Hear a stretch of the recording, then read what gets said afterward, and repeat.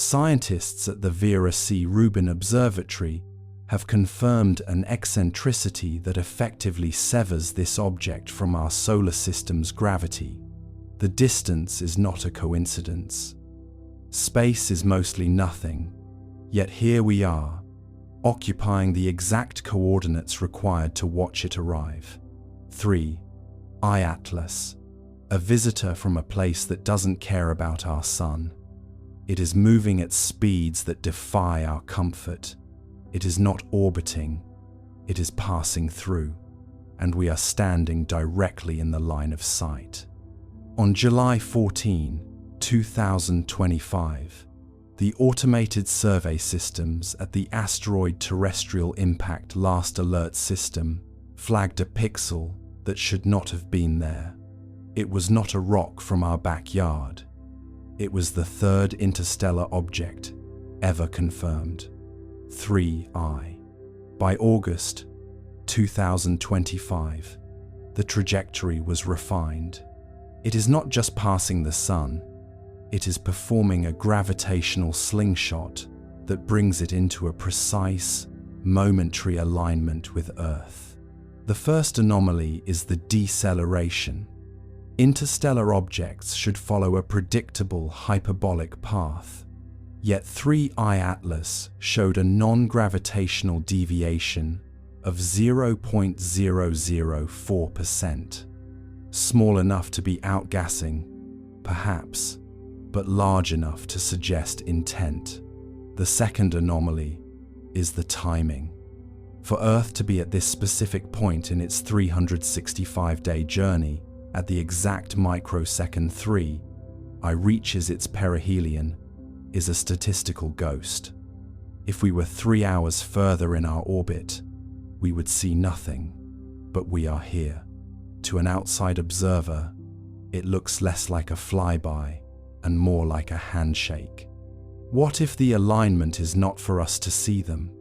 What if the Earth, with its vast oceans and metallic core, acts as a gravitational lens, a magnifying glass for a signal being sent from the dark through our sun to a receiver waiting on the other side of the void?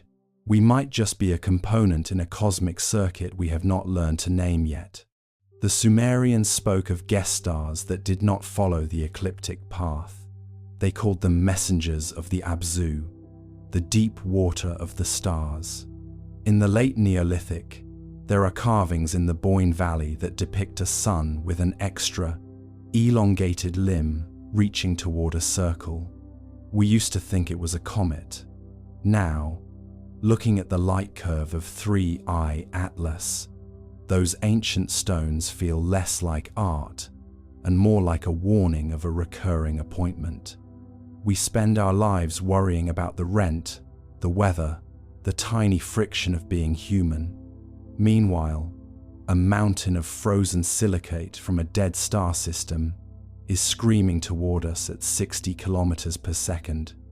It makes our importance feel very small, and yet, the fact that we have eyes to see it makes us the only part of the universe that knows this meeting is happening.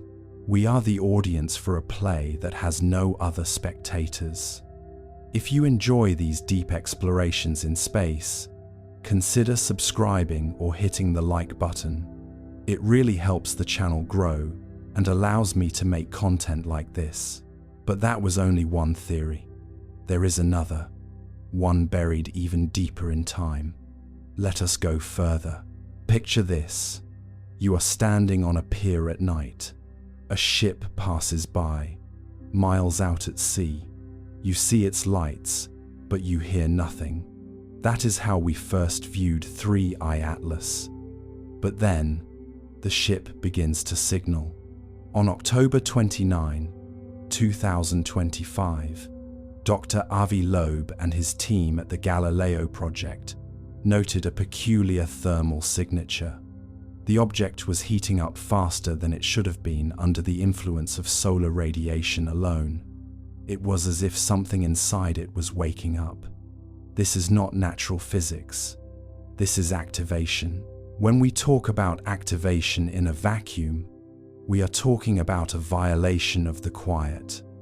Space is a perfect insulator, yet the sensors on the James Webb Space Telescope recorded a localized spike in the mid-infrared spectrum that peaked on November 12, 2025. It was not a flare, it was a pulse, a steady, rhythmic beat of thermal energy emanating from the center of the object. It lasted for exactly 440 seconds. To a scientist, that number is a nightmare. It is the exact time it takes for light to travel from the Sun to the mean orbital distance of the Earth. It was as if the object was measuring the local speed of causality.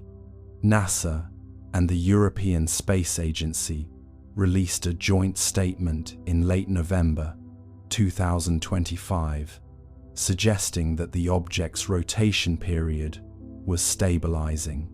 It was no longer tumbling, it was orienting.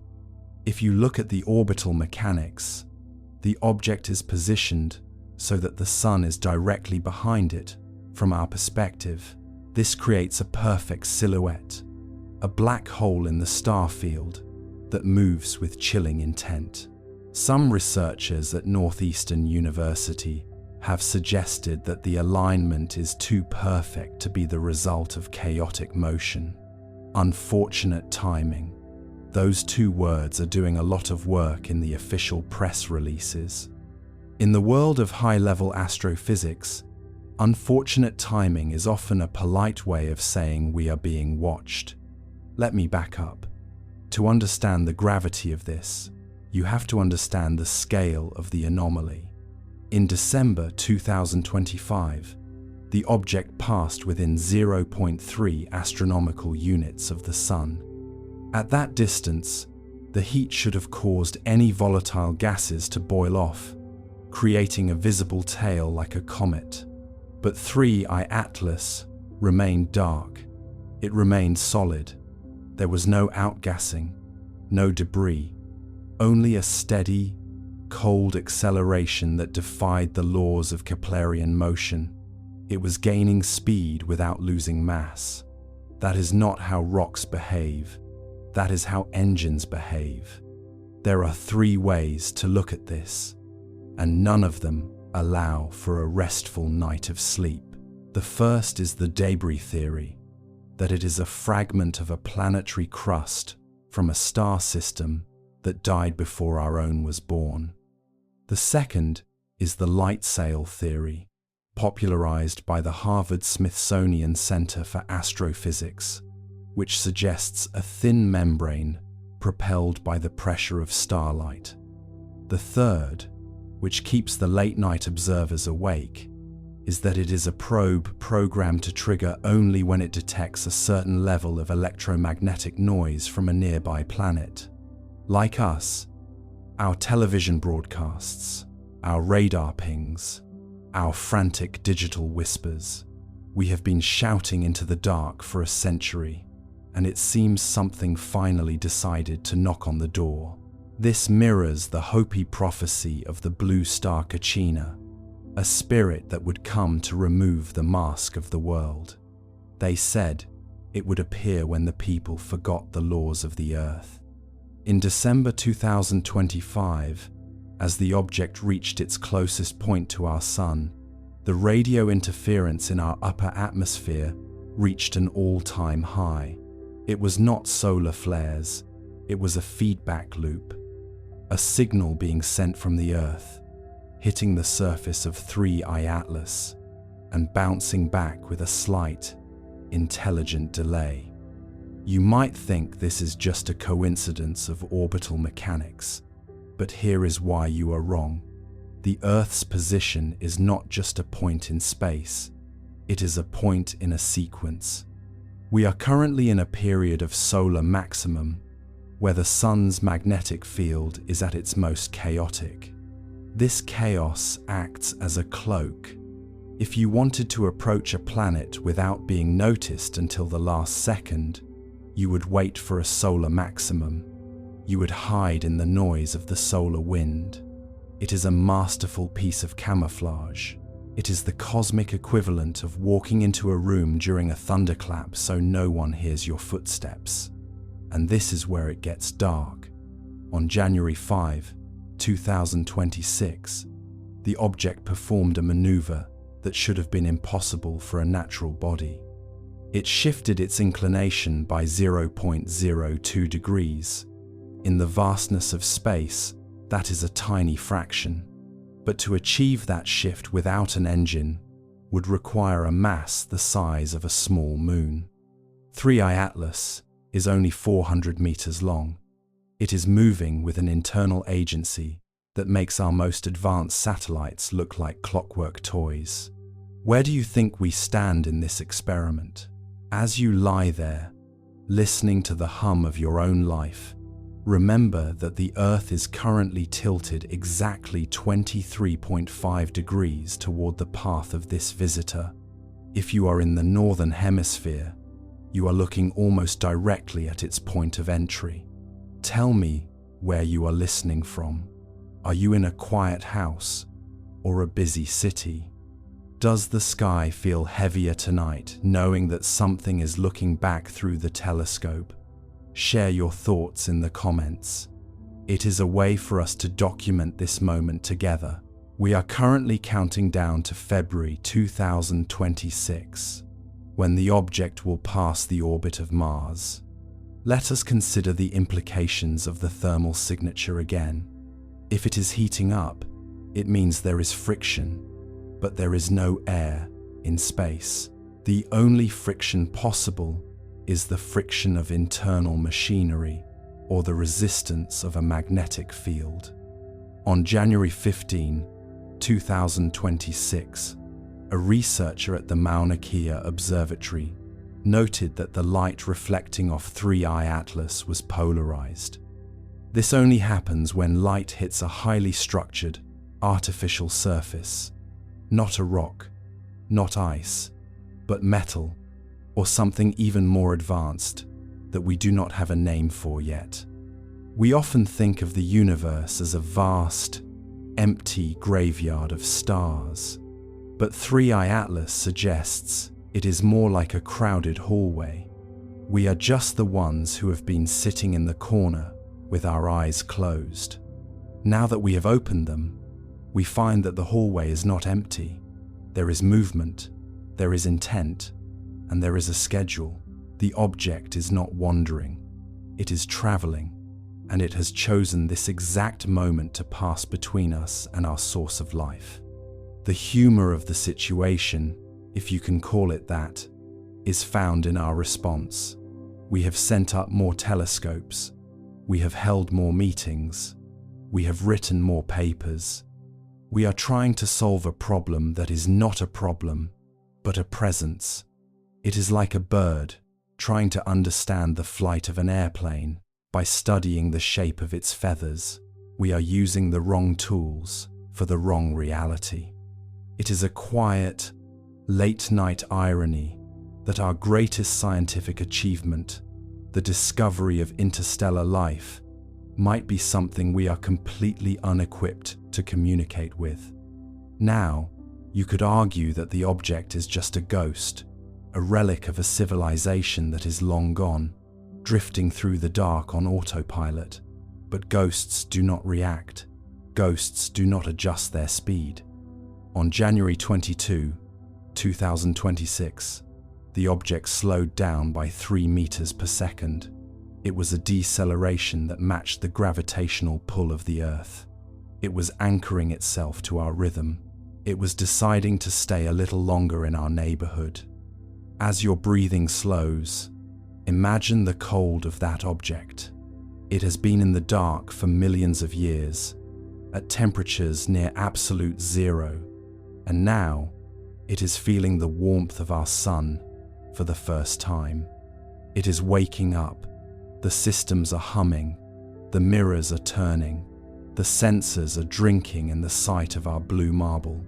It is a slow, methodical awakening, and we are the first thing it sees. You might feel a sense of dread, but let me offer you a different perspective. This is the first time in human history that we are truly part of something larger than our own atmosphere.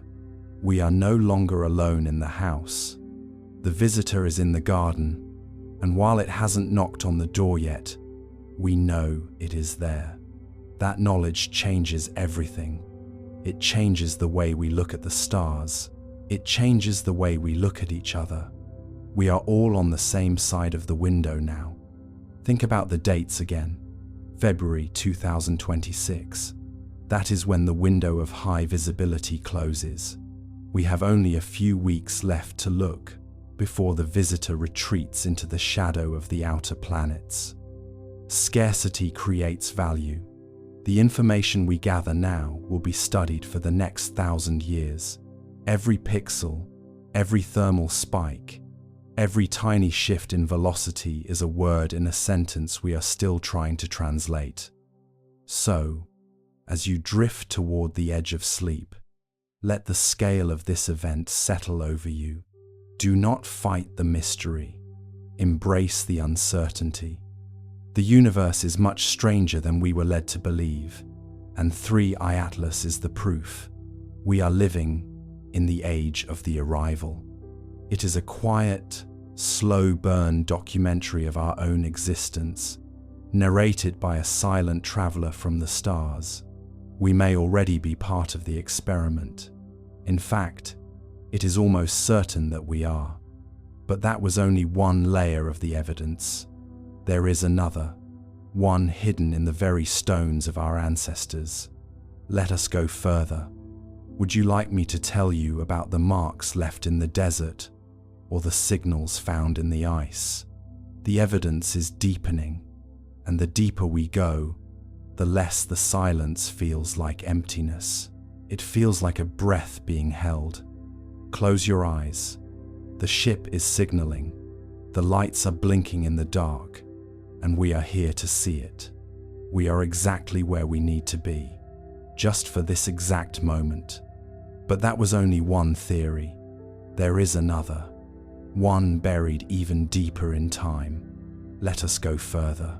Let me start with something that should terrify every astronomer on Earth. The Great Pyramid of Giza has a shaft that points toward the North Star, but it also has a geometry that aligns with the ecliptic in a way that only makes sense if you are looking for something coming from the outside. On September 12, 2025, a researcher studying the Dendera zodiac discovered a series of glyphs that correspond to the current trajectory of 3I Atlas. The glyphs show a traveler that enters the house of the sun, stays for 3 moons, and leaves with a gift of fire. This is not the poetic waxing of a long-dead priest. It is a mathematical map. The Dendera zodiac is not just a ceiling decoration.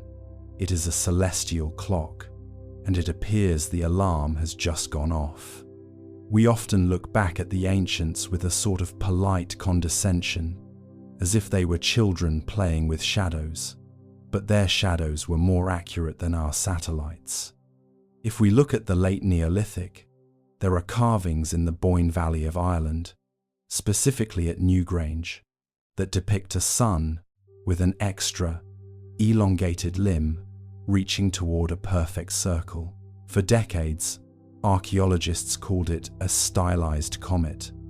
But on October 14, 2025, when the James Webb Space Telescope captured the first high-resolution silhouette of 3I Atlas, the shape was an identical match.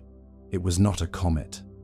It was a silhouette, a memory of a previous visit, etched into the stone 5,000 years ago. The science is starting to catch up to the myth, and the pace is making the academic world very uncomfortable. In late 2025, data from the James Webb Space Telescope revealed that the surface of 3I Atlas is covered in a layer of organic tholins, the same red dust found on the frozen plains of Pluto. But beneath that dust, there are reflective patches that look like glass. Dr. Jacqueline McClary at Northeastern University has argued that these patches are not ice. Ice would have sublimated under the intense radiation of the sun. These are mirrors. This is where it gets dark. Mirrors do not just reflect light, they focus it, they curate it. Imagine an ancient civilization, 3,600 years ago, looking at the same sky we see now. They did not have the silicon eyes of our observatories, but they had time. They had thousands of years of uninterrupted darkness. They watched the cycles with a devotion we reserve for our stock markets. They knew that every few millennia, the path of the Earth and the path of the guest star would intersect. They built monuments to mark the spot. Stonehenge, the Mayan observatories of Chichen Itza, the megalithic stone circles of West Africa, they were not just temples, they were calendars for a recurring arrival. The irony is that we spent centuries trying to figure out why they built them, only to have the answer fly right over our heads in the summer of 2025. Unfortunate timing. Those two words are doing a lot of work in the hallways of the Smithsonian lately. There is a rhythm to these arrivals that suggests a choreography beyond our understanding. In the Sumerian tablets, there is mention of a star called the Messenger of the Abyss. It was said to follow a path that ignored the zodiac, crossing through the houses of the gods without permission. On November 3, 2025, as 3I Atlas crossed the orbital plane of Venus, its trajectory matched the Sumerian description to within 3 decimal places. It is a rhythmic, ceremonial approach. Each pass is a heartbeat in a life that spans eons. We are just the bacteria living on the skin of the planet, wondering why the air feels different. Now, you could argue that we are just seeing patterns where none exist. Human beings are excellent at finding shapes in the clouds or faces in the toast. It is a survival mechanism. But the mathematical recurrence is hard to ignore. The gap between the Sun and 3I Atlas at the moment of alignment is exactly 149,600,000 kilometers. That is the exact mean distance from the Earth to the Sunday. It forms a perfect equilateral triangle in the void. One side is the Sun to Earth. One side is the Sun to 3I Atlas. One side is 3I Atlas to Earth. Nature does not like equilateral triangles on a 1,000,000-kilometer scale. Nature likes wobbles and ellipses. This is not a wobble.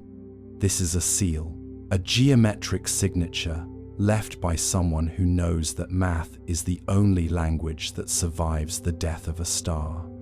As you lie there, drifting between the waking world and the heavy pull of sleep, think about the weight of that geometry. It is a heavy thought, like a gravity-weighted lullaby. Have you ever felt like you were being watched, even when you were alone in a room?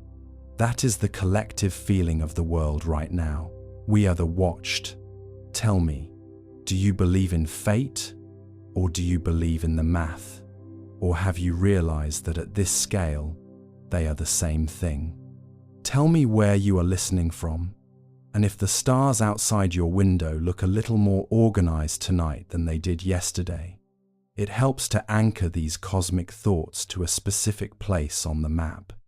Let us back up for a moment and look at the Hopi prophecies. They spoke of the blue star Kachina, a celestial spirit that would dance in the plaza and take off its mask. When the mask was removed, the world would change forever. On December 19, 2025, as 3I Atlas reached its peak brightness, it shifted from a dull red to a piercing electric blue. The change was caused by the ionization of the local space around the object, but to anyone standing in the desert, it looked like a prophecy coming to life. The scientists call it a plasma discharge. The elders call it a warning. I suppose it depends on how much you trust your instruments versus your instincts. There is a subtle humor in our modern reaction. We send out press releases and host live streams, but we are essentially doing the same thing the ancients did. We are staring at the sky with our mouths open, trying to find a name for the thing that scares us. The only difference is that they use stone and we use pixels. But stones last longer. The carvings in the Boyne Valley are still there, while our digital records of the July 2025 discovery will likely be corrupted or forgotten within a century. There is a dry irony in the fact that we are the first generation to truly understand what the ancients were talking about, and we are also the generation most likely to ignore it. In the late evening hours of December 2025, the radio telescopes at the Green Bank Observatory picked up a series of low-frequency hums. They were not the sounds of a pulsar or a quasar. They were structured. They followed the golden ratio, the sequence of numbers that governs the spiral of a seashell and the arrangement of petals on a rose. It is a pattern that suggests that whoever sent 3I Atlas is intimately familiar with the biological blueprints of Earth. It is as if the visitor is speaking to the planet itself, bypassing our technology to talk to the trees and the oceans. You might think that this is all too much to process, but here is why you are wrong. You were built for this. Your ancestors survived the last visit. They watched the sky traveler pass, and they sat around the fire and told stories about it. Those stories are in your DNA. That sense of wonder, that slight chill on the back of your neck when the moon is full, that is a memory. 3I Atlas is not a stranger. It is a returning guest, and like any guest who has been gone for a few thousand years, it has brought stories of its own. As your breathing slows and the darkness of the room feels as vast as the heliosphere, consider the possibility that we are not the target of this visit. We are just the spectators. The Earth, with its metallic core and its salty seas, is a giant antenna. We are just the moss growing on the antenna. The signal is intended for something much larger than us, something that moves on a geological timescale. We are just lucky enough to be awake for the microsecond that the signal passes through. We are currently counting down to January 2026, when the object will pass behind the sun. For 6 weeks, we will be blind. We will have to rely on the echoes and the memories. Some say that is when the real work happens. When the visitor is hidden from our eyes, it can move without being measured. It can speak without being recorded. We may already be part of the experiment. Do you feel the scale of the past reaching out to touch the present? It is a steady, rhythmic pressure. The pyramids are still there. The stones are still there. And the visitor is still there, sliding through the dark at 60 kilometers per second. It is a beautiful, terrifying continuity. Share with me how you feel about the weight of history. Does it make you feel small, or does it make you feel connected? Leave a comment and let the others know they are not alone in the dark. We have a few more minutes of clarity before the loop repeats, before the science and the myth merge back into the silence. Take a deep breath. The air you are breathing has been recycled for millions of years. It has seen this visitor before. It will see it again. The past is never truly dead. It is just waiting for the right alignment to wake up. But that was only one echo. There is another, a perspective that takes us beyond our own skin and into the cold, silver light of the galactic scale. Let us go further. Would you like me to tell you about the silence of the void, or the music that the planets make when they think no one is listening? The story is not ending, it is just finding its rhythm. Close your eyes. The stars are older than your worries. The traveler is older than your fears. And the Earth is exactly where it needs to be. For this exact moment, let us go further. Now, you could argue that distance is a shield, that anything 40 astronomical units away might as well be in another dimension. But in the grand scheme of the galaxy, 40 astronomical units is like the distance between your nose and your chin. On November 5, 2025, the New Horizons probe, now deep in the Kuiper Belt, sent back a single frame of data before its transmitter went dark. The image showed a field of distorted light, a warping of space that suggests 3I Atlas is not a solid object at all, but a localized fold in the fabric of the universe. This brings us to the mirror hypothesis. If 3I Atlas is a fold in space, then what we see as a black sphere is actually just the back of our own heads. It is a cosmic mirror reflecting the state of our planet. If we see it as a threat, it becomes a threat. If we see it as a mystery, it remains a mystery. The classified programs under names like Project Janus are rumored to be testing this very idea that our collective consciousness is actually steering the object. Imagine for a moment the sheer scale of the deception required to keep this from the public eye. While amateur astronomers were pointing their backyard telescopes toward the constellation of Sagittarius, the National Reconnaissance Office was repositioning its entire fleet of keyhole satellites to look inward, at the ripples in the gravitational fabric. On November 12, 2025, a memo was intercepted from the Jet Propulsion Laboratory. It didn't mention a planetoid, it mentioned an interdimensional aperture. To the world, it was 3I Atlas. To the architects of the shadow government, it was a door that had finally been unlocked from the outside. Why 40 astronomical units? That distance is significant. It is the edge of our home. It is the boundary where the sun's influence begins to fade and the true cold of the interstellar medium takes over. By sitting at this specific threshold in late 2025, 3I Atlas is essentially holding the door open.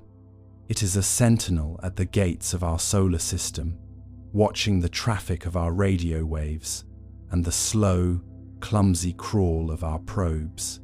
It is the ultimate high ground. The humor in this is, of course, the fact that we are trying to mind control a celestial body while we can barely manage our own grocery lists. It is the height of human arrogance. We are trying to tame a hurricane with a fan, but that is what we do. We name it, we study it, and we try to make it ours.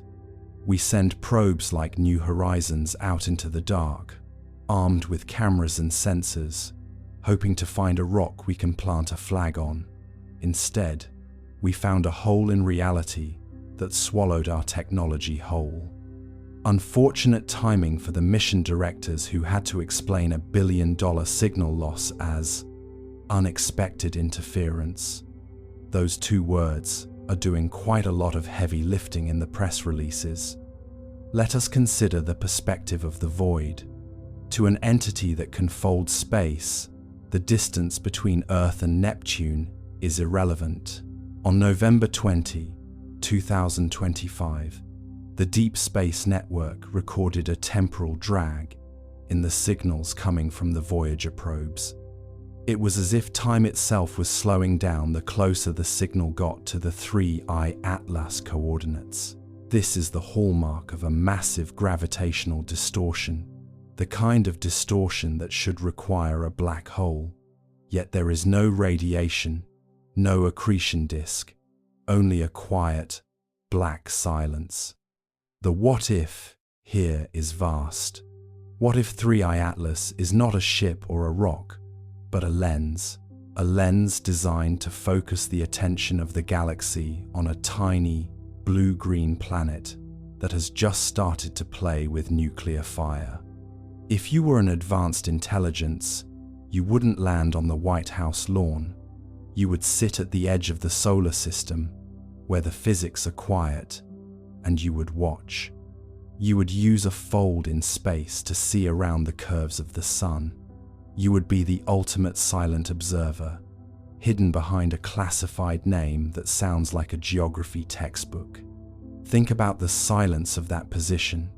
At 40 astronomical units, the sun is just a very bright star. There is no wind, there is no sound, there is only the steady, rhythmic pulse of the universe.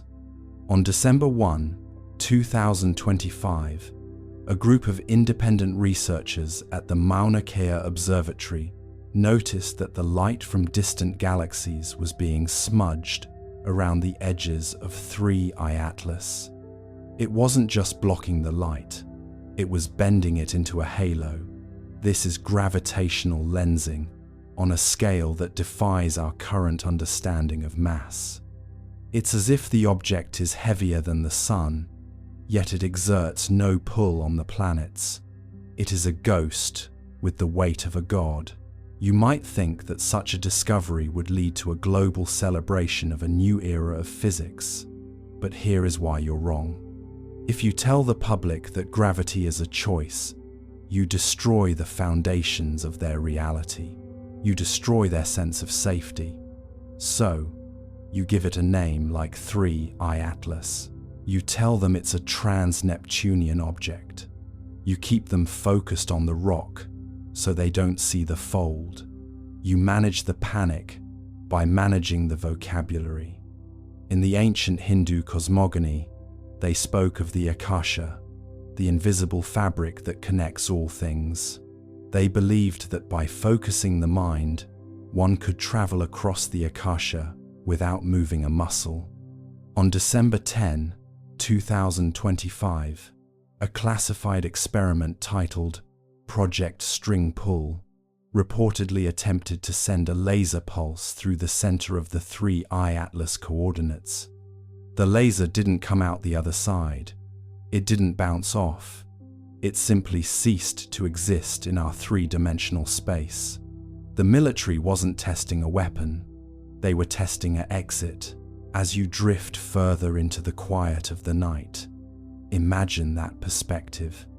Zoom out from your bed, out from your house, past the atmosphere, past the moon, past the red dust of Mars and the gas giants, until you are floating at the edge of the dark. Looking back, the Earth is just a pale blue dot, as Carl Sagan called it, and right next to you is the fold, the lens, the eye. It doesn't feel cold. It feels like an invitation. It is a reminder that our definitions of here and there are purely human inventions. The dry irony of our Space Force and our national security becomes clear at this distance.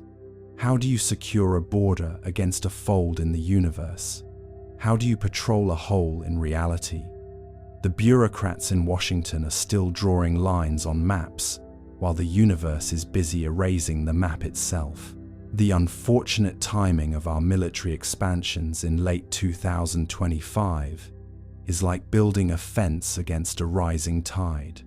It's a brave gesture, but ultimately meaningless. By January 2, 2026, the mirror effect began to manifest in global weather patterns. A series of perfectly circular clouds appeared over the Pacific Ocean, mirroring the exact geometry of the 3i Atlas lens. It's as if the sky is trying to tell us that what is out there is already in here. The fold isn't just in space, it's in our connection to the world. We are being pulled into a larger perspective, one where distance is no longer a shield. You can feel that expansion now, can't you? The walls of your room are still there, but your mind is reaching out to the Kuiper belt. Your breathing is synchronizing with the slow, deep rhythm of the cosmic lens. You are part of the light that is being bent. You are part of the mystery that is being observed. The names don't matter.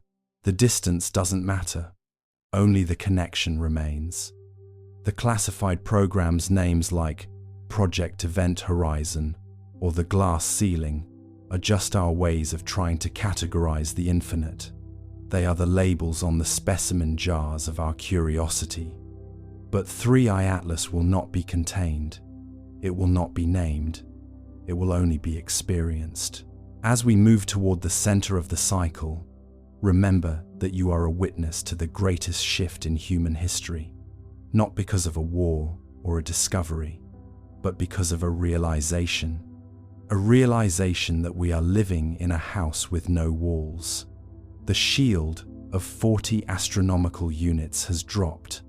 The door is open. I wonder, in the vastness of your sleep, can you see the fold? Can you see the light bending around the corner of the world? We may already be part of the experiment. Let me tell you about a man named Arthur Vance. In October 2025, he was a low-level analyst for a defense contractor in Northern Virginia. His job was to track orbital anomalies. One night, he saw something on his screen that shouldn't have existed. A video feed from a decommissioned satellite showing 3i Atlas opening like a flower. Not a flower of petals, but a flower of geometry. He didn't report it. He went home, kissed his wife, and sat in his backyard for 6 hours just looking at the sky. He realized that the classified name didn't matter. What mattered was the feeling of being seen. Arthur was not a philosopher. He was a man who appreciated clear data and stable spreadsheets. But that night, as he watched the monitor in a secure room that smelled of ozone and stale coffee, the data broke him. The object, this 3i Atlas, wasn't just moving through space. It was reacting to the observation. Every time the satellite's lens focused, the geometry of the object shifted, blooming in recursive fractals that defied every law of structural engineering. It was as if the object was a living thought, a piece of architecture made of mathematics and light. When he looked at the sky later that evening, from his quiet suburban patio, he didn't see a void. He saw an eye. He felt a profound, quiet intimacy with the infinite. We often think of these conspiracies as being driven by malice or a desire for power. But what if the secrecy is an act of mercy? What if the people in those windowless rooms are hiding the truth because the truth is too beautiful to bear? On November 18, 2025, a memo was allegedly circulated within the National Security Agency. It said, "The public is not ready for the peace this will bring." That is a chilling thought. We are prepared for war, but we are not prepared for a total, quiet shift in our reality. We are used to fighting for our place in the world, but we have no protocol for being cherished by the cosmos. The irony here is almost poetic. We have spent 70 years fearing an alien invasion, building bunkers and stockpiling missiles. And then 3i Atlas arrives, and it doesn't attack. It just exists. It sits there, radiating a silence that makes our missiles look like toys and our secrets look like whispers. Those two words, total peace, are far more disruptive to our society than any war could ever be. If we are truly being watched by something ancient and patient, then our borders are just lines in the sand, and our conflicts are just the squabbles of children in a sandbox. The classified programs under names like Project Guardian or The Shepherd are not protecting us from a threat. They are protecting the status quo from a revelation that would render our entire economy and political system obsolete. Consider the psychological toll on the few who know. In December 2025, a psychologist working for a government-funded think tank reported a strange phenomenon among high-level intelligence officers. They were losing interest in their work. They were becoming kinder, quieter, more reflective. They weren't leaking secrets out of spite. They were leaking them out of a sense of shared humanity. When you realize that 3i Atlas has been here since before the first stone of the pyramids was laid, the urgency of a 5-year budget plan starts to feel a bit ridiculous. Unfortunate timing for the military-industrial complex, as their best and brightest began to wander away from the mission, preferring to spend their time staring at the stars or talking to their neighbors. You are safe in this silence. The world is changing outside, but here, in the dim light of your room, everything is as it should be. You are a biological machine designed to seek patterns, and tonight, the pattern is one of rest. The cosmic scale of 3i Atlas isn't a threat to you, it's a permission slip. It's permission to stop worrying about the small things, because the big things are being handled by the universe itself. You are a small, vital part of a grand design that doesn't require your constant vigilance. You can let the world spin without you for a few hours. In the legends of the Hopi people, they speak of the blue star Kachina, a spirit that would signal the end of the fourth world and the beginning of the fifth. They said it would appear in a way that was both obvious and hidden. On December 25, 2025, 3i Atlas began to glow with a faint, sapphire hue. To the official telescopes, it was a gas discharge. To those who remember the old stories, it was a herald. But it wasn't a herald of doom, it was a herald of home. It was a sign that the long winter of human isolation was coming to an end. If you are still with me, I want you to think about your own classified programs, the things you hide from the world, the names you give your fears. We all have them. We are all trying to manage our own little universes, keeping our vulnerabilities locked in folders with boring names so no one will look inside. But tonight, you can let those projects go. You don't need to rename your worries to make them feel manageable. You can just let them dissolve into the dark. In the eyes of the infinite, your mistakes are just data points, and your fears are just echoes of a dream you are about to wake up from.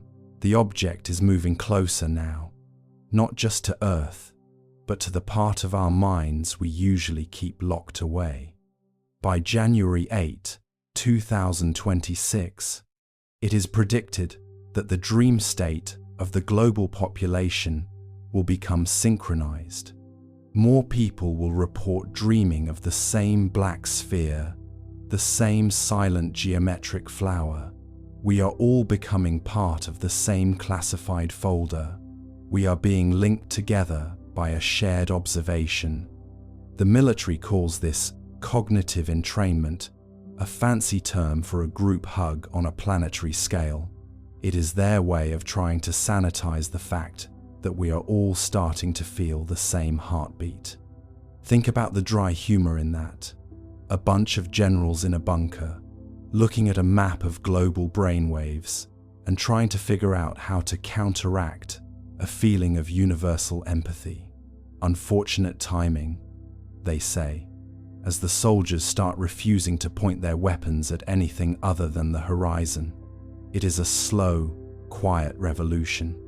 No shots fired, just a lot of people looking up and realizing that the person standing next to them is just as small and just as significant as they are. Arthur Vance never went back to his job. In January 2026, he was found living in a small cabin in the Blue Ridge Mountains. He didn't have a phone or a computer. He just had a telescope and a notebook. When a journalist tracked him down and asked him about the Three-Eye Atlas conspiracy, he just smiled and pointed at the sky. He said, "Why would I talk about the name when I can just look at the light?" He had found the peace that the memo warned about. He had realized that being studied isn't the same as being hunted. Sometimes, being studied is just a way of being loved. As you drift further into your own internal space, remember that you are being seen, not by a satellite and not by a classified program, but by the universe itself. And the universe is patient. It has watched you grow from a single cell into a creature that can wonder about the stars. It isn't judging you. It isn't grading you. It is just observing, with the same geometric grace that Arthur Vance saw on his monitor. The countdown to the next awakening is silent.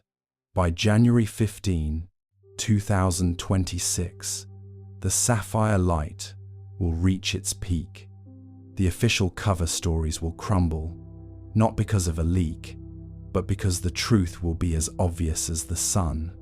We will finally stop asking what Three-Eye Atlas is and start asking who we are now that it's back. You can rest now. The weight of the world is being carried by much stronger shoulders than yours. The secret is out, but it's a secret that was always written in your DNA. You are a child of the stars, and the stars have come to check on you. We may already be part of the experiment, but that was only one theory. There's another, one buried even deeper in time. Let's go further. Picture this. You are a technician at the Jet Propulsion Laboratory on the evening of October 29th, 2025. You have your coffee, you have your terminal.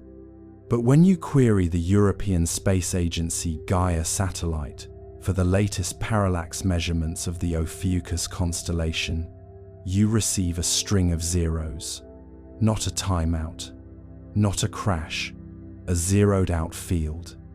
It is as if the stars were uninstalled. Unfortunate timing, the official report said. Those two words are doing a lot of work lately. You refresh the page, you check the local area network. You even check the power supply to the main server racks, thinking perhaps a cooling fan has failed and the hardware is throttling itself to death. But the fans are spinning, the lights are green. The universe, however, has returned a null value. This is the reality of the Three-Eye Atlas era. It is a period of astronomical gaslighting. We are told by the National Aeronautics and Space Administration that these outages are the result of routine maintenance or solar interference, yet the timing is too poetic to be accidental. Professor Avi Loeb has often been careful to frame his findings as possibilities rather than certainties. He speaks of techno-signatures and lights in the dark, but even he fell silent when the November 2025 telemetry from the James Webb Space Telescope showed a thermal spike around Three-Eye Atlas that reached 3,000 degrees Celsius before vanishing in 2 milliseconds. That is not natural physics. That is activation. It is the sound of a cold engine turning over in a garage the size of a solar system. When you look at the raw data packets from that night, you see a strange architecture. Usually, when a telescope loses a signal, there is noise, there is static, there is the messy, entropic signature of a system failing. But the October 29th event was clean. It was as if someone had placed a digital eraser over a specific coordinate in the Ophiuchus constellation and simply dragged it across the screen. There was no residue, no ghost images, just a perfect, terrifying absence. Some have called it the Great Redaction. Others, more cynical, suggests that our telescopes didn't lose the stars, but rather, the stars moved into a frequency we are no longer permitted to record. Consider the double-blind anomaly of late 2025. Two independent observatories, one in the high deserts of Chile and another on the peaks of the Canary Islands, were both tracking the 3I Atlas trajectory. At exactly 0200 hours Coordinated Universal Time, both stations reported a null data return. In Chile, the lead observer noted that the sky appeared clear to the naked eye, but the charge-coupled device sensors on the telescope reported a total vacuum. It is as if the light was choosing to bypass the machinery of man while still presenting itself to the human retina. This is not a glitch in the hardware. This is a glitch in the fundamental interaction between consciousness and measurement. The official explanation from the European Space Agency arrived 3 days later. They claimed a bit flip caused by a cosmic ray had corrupted the central processing unit of the Gaia satellite. A single subatomic particle hitting a single transistor. It is a convenient story, but it does not explain why the Chilean and Canary Island telescopes, which are grounded on Earth and shielded by miles of atmosphere, experienced the same bit flip at the same microsecond. Those two words, unfortunate timing, are indeed doing a lot of heavy lifting. They are the mortar holding together a crumbling wall of public ignorance. Let me back up for a moment. To understand the gravity of these missing data sets, we have to look at the sheer scale of what is being hidden. The Ophiuchus sector is not just any patch of sky. It is the gateway to the galactic center. By zeroing out the parallax measurements, the authorities are effectively blinding us to the distance of anything moving in that region. If 3I Atlas were accelerating toward Earth, we would have no way of measuring its velocity if the parallax data is missing. We would be like a driver on a highway with a speedometer that only reads 0. We are moving, and something is moving toward us, but the math has been confiscated. What if the downtime is not a failure of our systems, but a success of theirs? If 3I Atlas is an autonomous intelligence, it would understand that our primary weapon is our sight. We categorize, we label, we measure, and by doing so, we feel we have control. By removing the data, the anomaly removes our sense of mastery. It forces us back into a state of primitive awe. We are no longer scientists with terminals. We are once again peasants, looking at a sky we do not understand. And perhaps, for our own sanity, that is where they want us. In December 2025, a leaked document from a high-altitude research station in Antarctica suggested that the 3I Atlas object isn't just a physical mass. It is a gravitational lens that can be tuned. Think of it like a magnifying glass that can also act as a mirror. When the data goes offline, it isn't because the telescopes are broken. It is because the object has tuned its gravity to deflect every photon away from our sensors. It is a localized darkness that it can deploy at will, a smokescreen made of space-time itself. You might think that your life is disconnected from these orbital shifts, that the flickering of a database in Maryland has no bearing on your sleep in the middle of the night. But here is why you are wrong. Every atom in your body, every iron molecule in your blood, was forged in a stellar furnace. You are tethered to the stars by a thread of ancient light. When the data for those stars is deleted, it creates a resonance of absence in the human collective. We feel the null value in our bones. We feel the zeros in our dreams. Tell me, as you drift closer to sleep, have you noticed the clocks lately? Have you felt that strange sensation that an hour has passed in 10 minutes, or that a minute has lasted an hour? Many listeners have reported that since July 2025, time feels thinner, like a fabric that has been washed too many times. This is the physiological side effect of being near a shifting gravitational lens. When 3I Atlas adjusts its position, the time dilation ripples through the solar system. We don't see the wave, but we feel the tide. We are counting down to February 2026. That is when the next major alignment occurs. The National Aeronautics and Space Administration has already announced a scheduled outage for the Deep Space Network during that window. They say it is for a hardware upgrade. They say it is necessary for the long-term health of our communications. But we have heard this before. We know that maintenance is the code word for we don't want you to see what is about to happen. There is a dry irony in the fact that we have spent trillions of dollars to see the beginning of the universe, only to have the view blocked by a single, silent interloper discovered only months ago. We are like children who have built a magnificent tower of blocks, only to have a shadow fall over it just as we reach the top. It is humbling, it is frustrating, and it is, according to the official reports, just a series of unfortunate coincidences. But as you lie there, safe under your blankets, ask yourself, why now? Why 2025? Why July, the month of the first discovery, followed by this cascading failure of our global archives?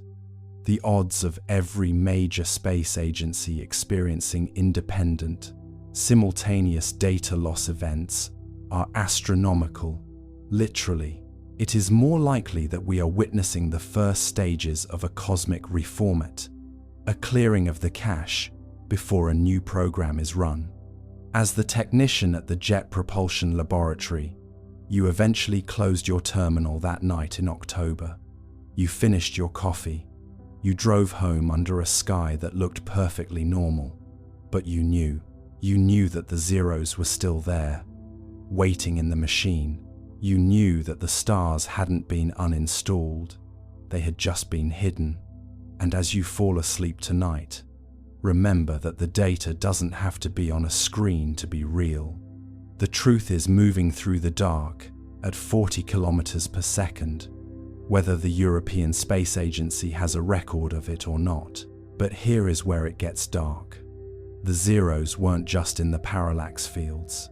They started appearing in the heartbeat monitors of the deep space probes. In November 2025, Voyager 1 and Voyager 2 both transmitted a sequence of empty pings. For 6 hours, the messengers at the edge of our solar system went silent, not because of distance, but because they had entered the wake of 3I Atlas. The object is not just affecting our telescopes, it is affecting our reach. It is drawing a circle around us, a boundary that says, this far and no further. You are a witness to the closing of the frontier. You are the observer who is being told to look away, but the mind cannot be zeroed out as easily as a database. Even in your sleep, you are processing the shadow. You are filling in the blanks. You are the backup server for the universe. Keep your eyes closed. Let the terminal stay dark.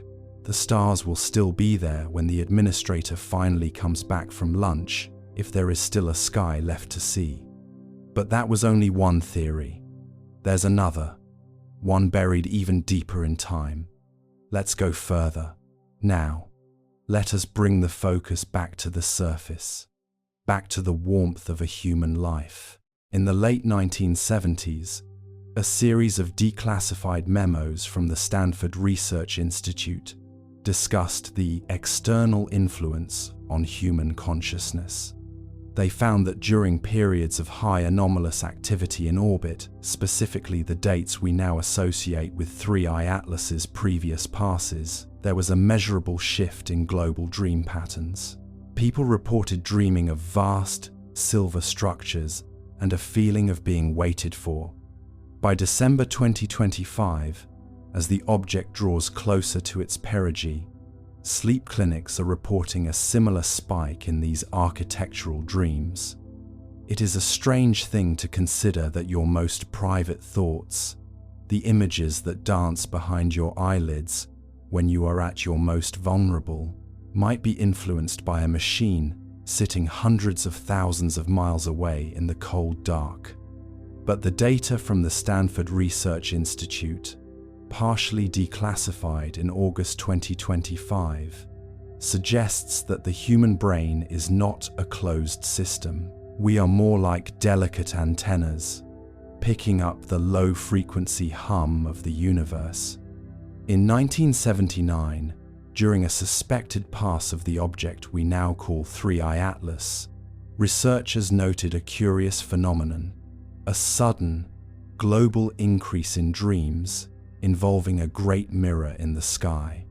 People who had never met, who lived in different time zones and spoke different languages, all described the same sensation, a feeling of being gently examined, not with malice, but with a profound, clinical curiosity. You are likely feeling the weight of your own eyelids now. This is a safe space. The cosmic narrative is large, but you are the heart of it. Without a witness, 3I Atlas is just a silent machine in the dark. You give it meaning. You are the reason it is here. Whether it is a probe from a distant civilization or a remnant of a lost terrestrial era, it is a response to the existence of life on this planet. It is a cosmic hello that has been echoing through the hallways of history for millennia. We often think of space as a place of distance, but perhaps it is a place of connection. In the winter of 2025, as the nights grow longer, the signal from the Lagrange point seems to be sinking deeper into our collective subconscious. Dr. Jacqueline McClary has noted that the architectural dreams reported in December 2025 are becoming more vivid. People are no longer just seeing silver structures, they are walking through them. They describe halls of shifting geometry that match the James Webb Telescope images. They speak of a silence that is not empty, but full of potential. It is as if 3I Atlas is downloading its own history into our sleeping minds, preparing us for a memory we haven't even had yet. There is a warmth in knowing that we are part of a larger conversation, even if we don't understand the language yet. 3I Atlas is a bridge. It connects the radar technician in 1967 to the scientist in 2025, and it connects both of them to you. We are all linked by the same question. It is an intimate connection, a shared secret between the stars and the soil. In the dry irony of our modern age, we find it easier to believe in a cold, indifferent universe than one that takes an interest in us. We call it unfortunate timing when we are forced to confront our own importance. But there is no shame in being important. There is no fear in being seen. You are a biological miracle, a consciousness capable of pondering the very thing that is pondering you. As you settle into your pillow, consider the possibility that your dreams tonight are not just a byproduct of your day, but a transmission from the silent partner. The Stanford memos mentioned a specific type of feedback loop. When the subjects were told about the anomalous activity in space, their dreams became more structured. When they were kept in the dark, the dreams remained abstract. This suggests that the observer effect works both ways. By acknowledging 3I Atlas, we are changing our relationship to it. We are no longer just subjects. We are participants. We are leaning into the gaze. By December 15th, 2025, the Global Dream Mapping Project noted that the feeling of being waited for had shifted. People now report a feeling of arrival. Not that something is coming, but that we have finally arrived at the place where the conversation can begin. Think about the silence of your room. It is a protective layer. It keeps the noise of the world at bay. But the silence of 3i Atlas is different. It is a waiting room. In the declassified Project Blue Book files, there is a censored entry from 1954 describing a witness who claimed to have heard the sky singing during a close encounter. The frequency she described matches the 8 Hz Schumann resonance that 3i Atlas is currently mimicking. It is a lullaby for a planet, a way to keep the subject calm while the measurements are taken. You are being measured for your potential. You are being weighed against the history of everything you have ever been. There is a profound peace in being small. A mouse in a field does not worry about the hawk until the shadow falls. But the shadow is just a lack of light. It is not a weapon.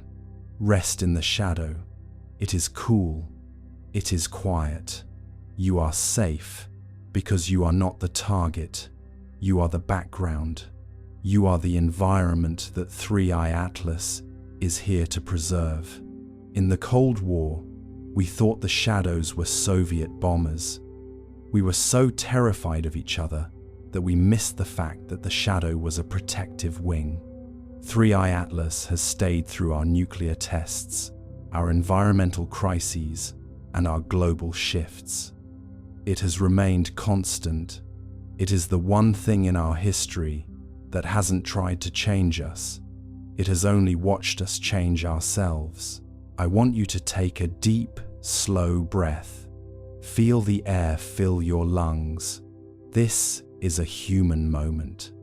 Tell me, as you drift toward the edge of sleep, what is the one thing about being human that you think a silent observer should know? Share your reflection below. Let us create a record of what it feels like to be alive right now. Is it the way the rain feels on your face? Is it the smell of old books? Is it the way we love, despite the certainty of loss? Whatever it is, know that it is being recorded. It is part of the data set. Your humanity is the most valuable thing in the orbit of 3i Atlas. As we move toward the end of 2025, the architectural dreams are becoming more communal. People are reporting seeing other dreamers in the silver halls, a global congregation of the sleeping. We are coming together in the only place where the observer can truly reach us, in the deep, quiet waters of the unconscious. The declassified files from the 1970s suggest that this was always the goal. Not a physical landing on the White House lawn, but a psychological integration, a way to join the cosmic community without ever leaving our beds. Unfortunate timing. Those words doing a lot of work again.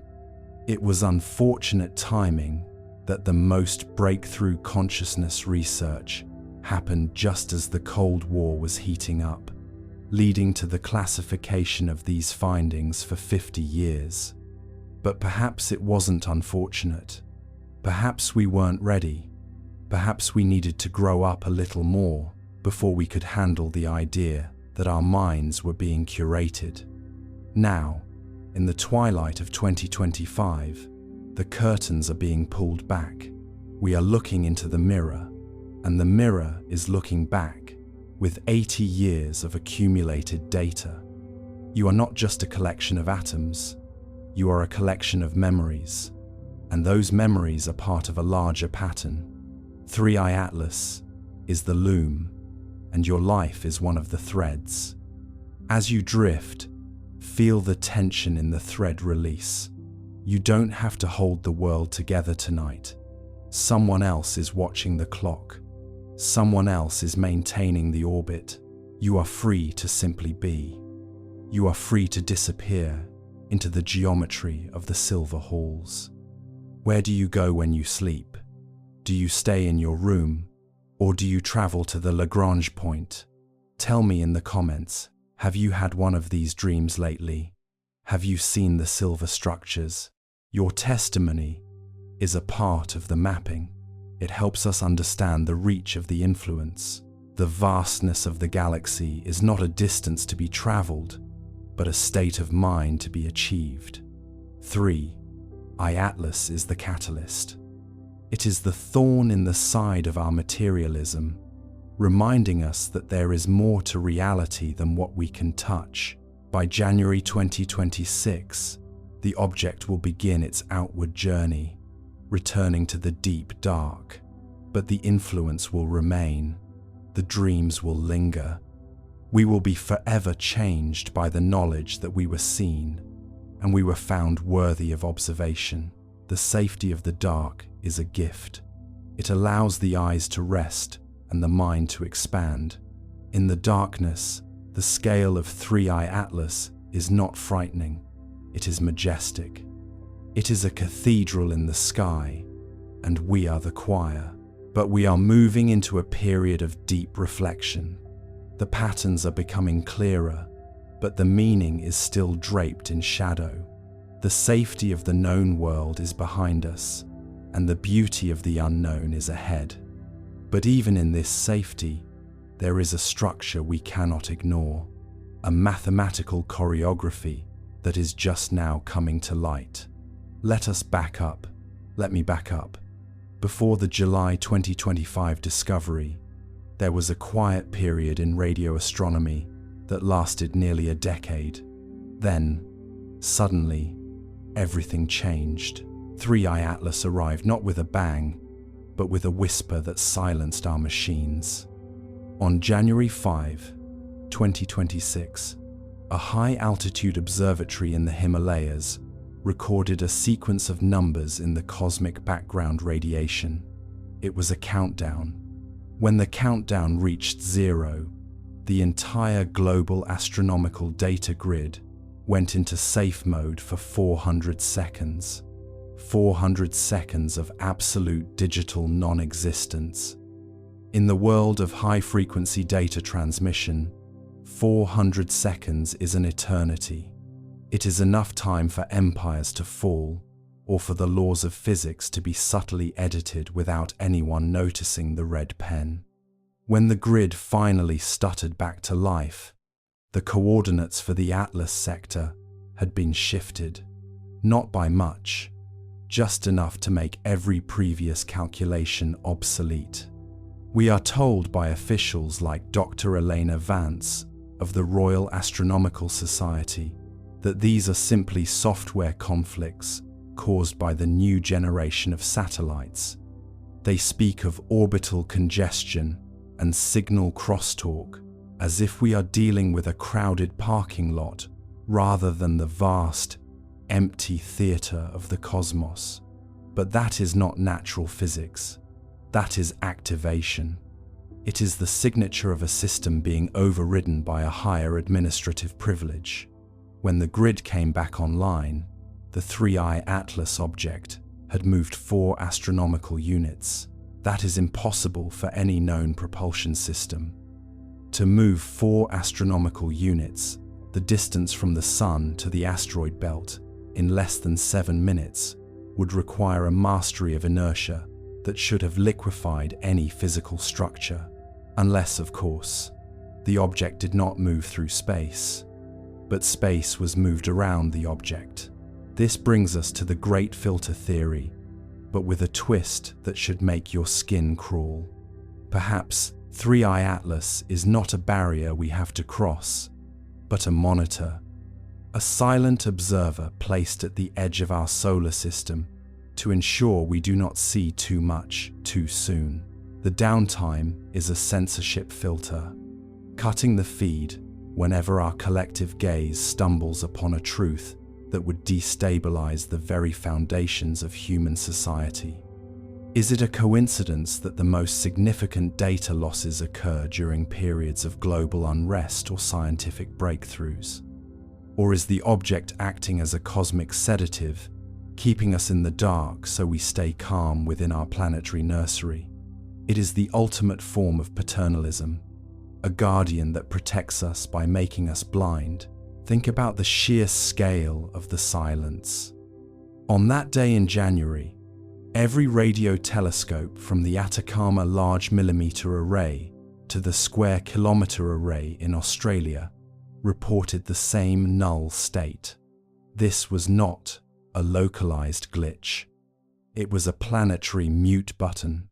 For 400 seconds, humanity was disconnected from the universe. We were a species in solitary confinement. And what happens to a mind in solitary? It begins to hallucinate. It begins to project its own fears onto the walls of its cell. This is why the conspiracy theories surrounding 3I Atlas are so potent. In the absence of data, the imagination becomes the primary sensor. We are not just losing information, we are losing our grip on objective reality. What if the reason the space data goes offline is because 3I Atlas is literally eating the information, not the physical objects, not the stars or the planets themselves, but the light and radio waves that carry their history? It acts as a vacuum for data, a black hole for knowledge. As it passes through our sector, it pulls in the history of our observations, leaving us with a blank slate. We are not losing data due to technical errors. We are losing it to a celestial predator that feeds on awareness. Imagine an intelligence that sustains itself on the knowing of others.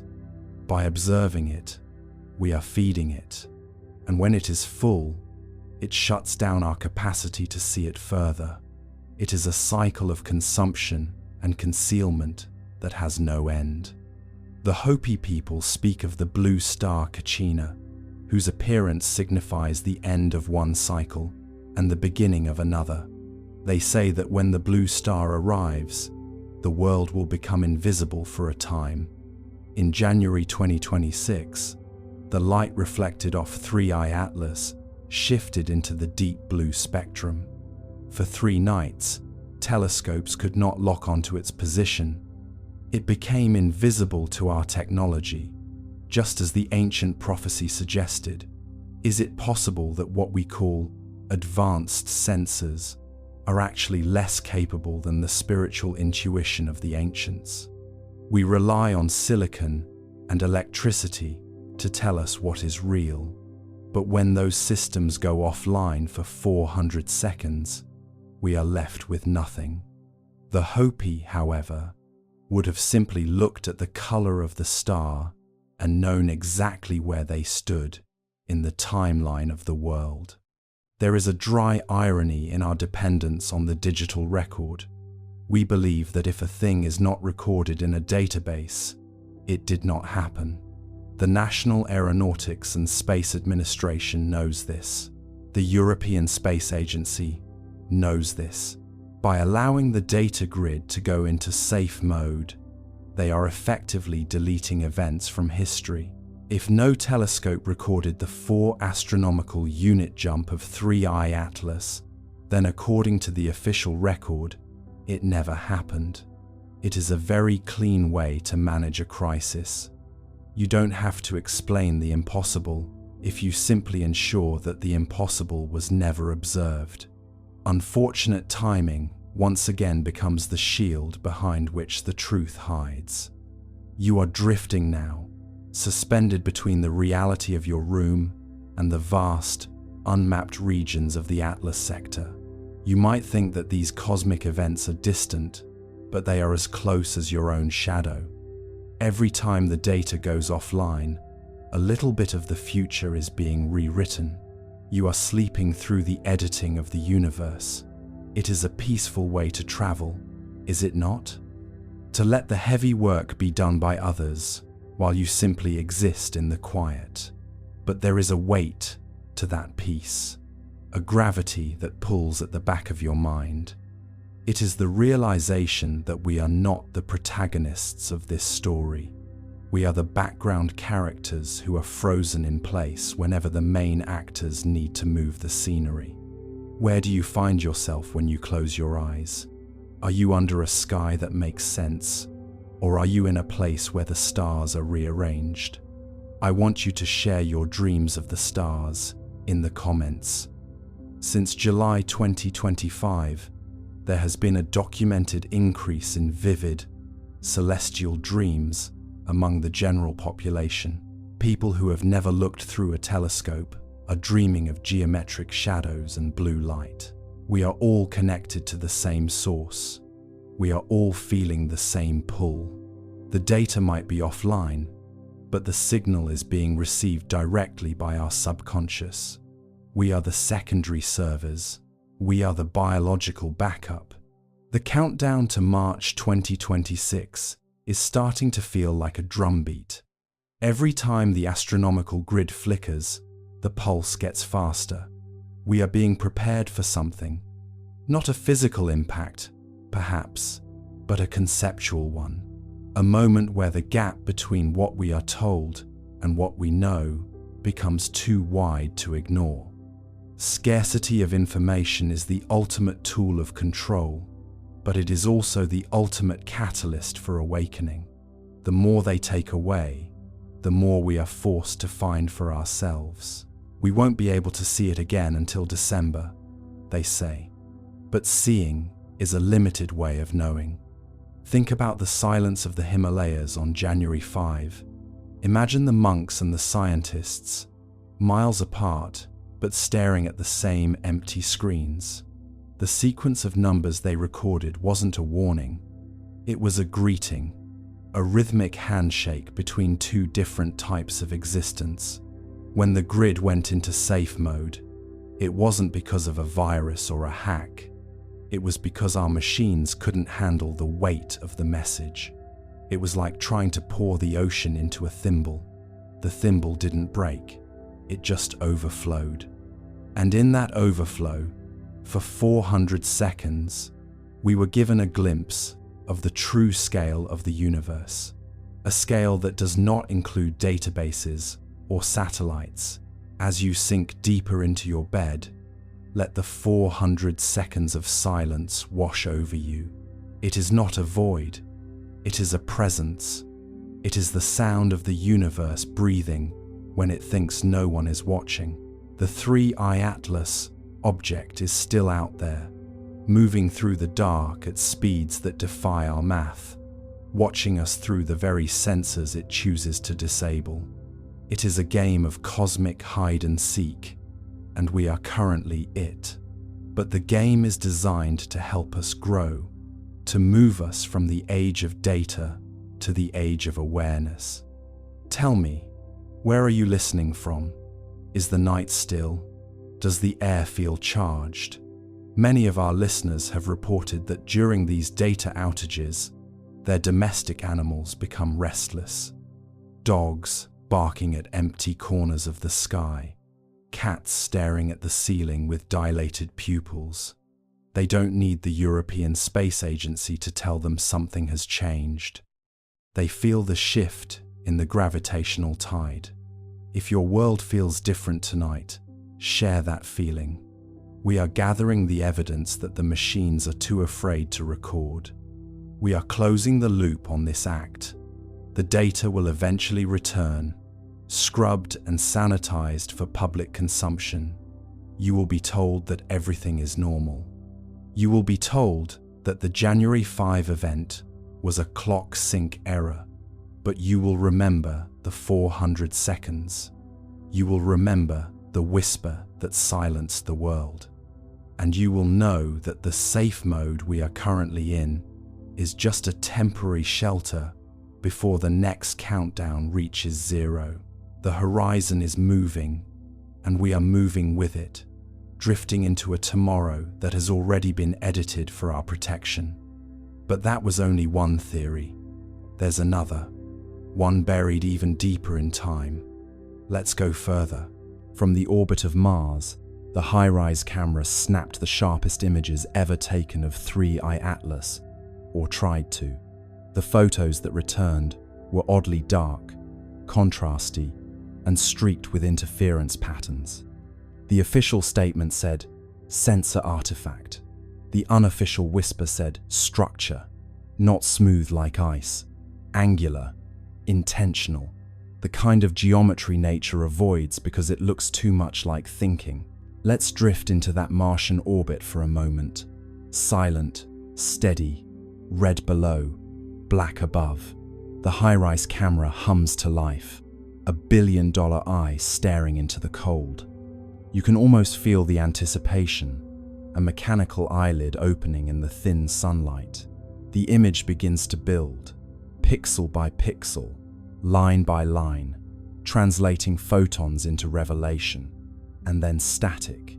At first, it's subtle, a faint interference pattern, a digital shimmer, like someone exhaling across a radio signal. The engineers squint at their monitors. Maybe cosmic rays hit the sensor, someone suggests. Maybe solar noise. But cosmic rays don't make right angles, and solar noise doesn't repeat itself with architectural precision. The next image arrives, darker. The histogram spikes in places it shouldn't. The shape in the frame looks less like a comet and more like, well, something trying very hard not to look like anything. Its edges are clean, too clean. Shadows fall where there shouldn't be surface variation. And there, just faintly, a glint, a perfect 90-degree reflection. That's when the whispers start. The data team runs deconvolution algorithms to clean the image, and the results make it worse. Beneath the interference, faint geometric striations emerge, triangles, plates, grids. Not random, repeating, symmetrical. The kind of order that makes your brain uncomfortable because it feels deliberate. Structure, one analyst says quietly. No, her supervisor corrects. Artifact. But even as she says it, her cursor hovers over the same square patch again and again, as though hoping it will stop looking like a window. ESA's public statement comes fast and flat. The imaging anomalies are consistent with sensor interference caused by reflected solar radiation. That's bureaucratic. For, we don't know what we're seeing, but please don't ask.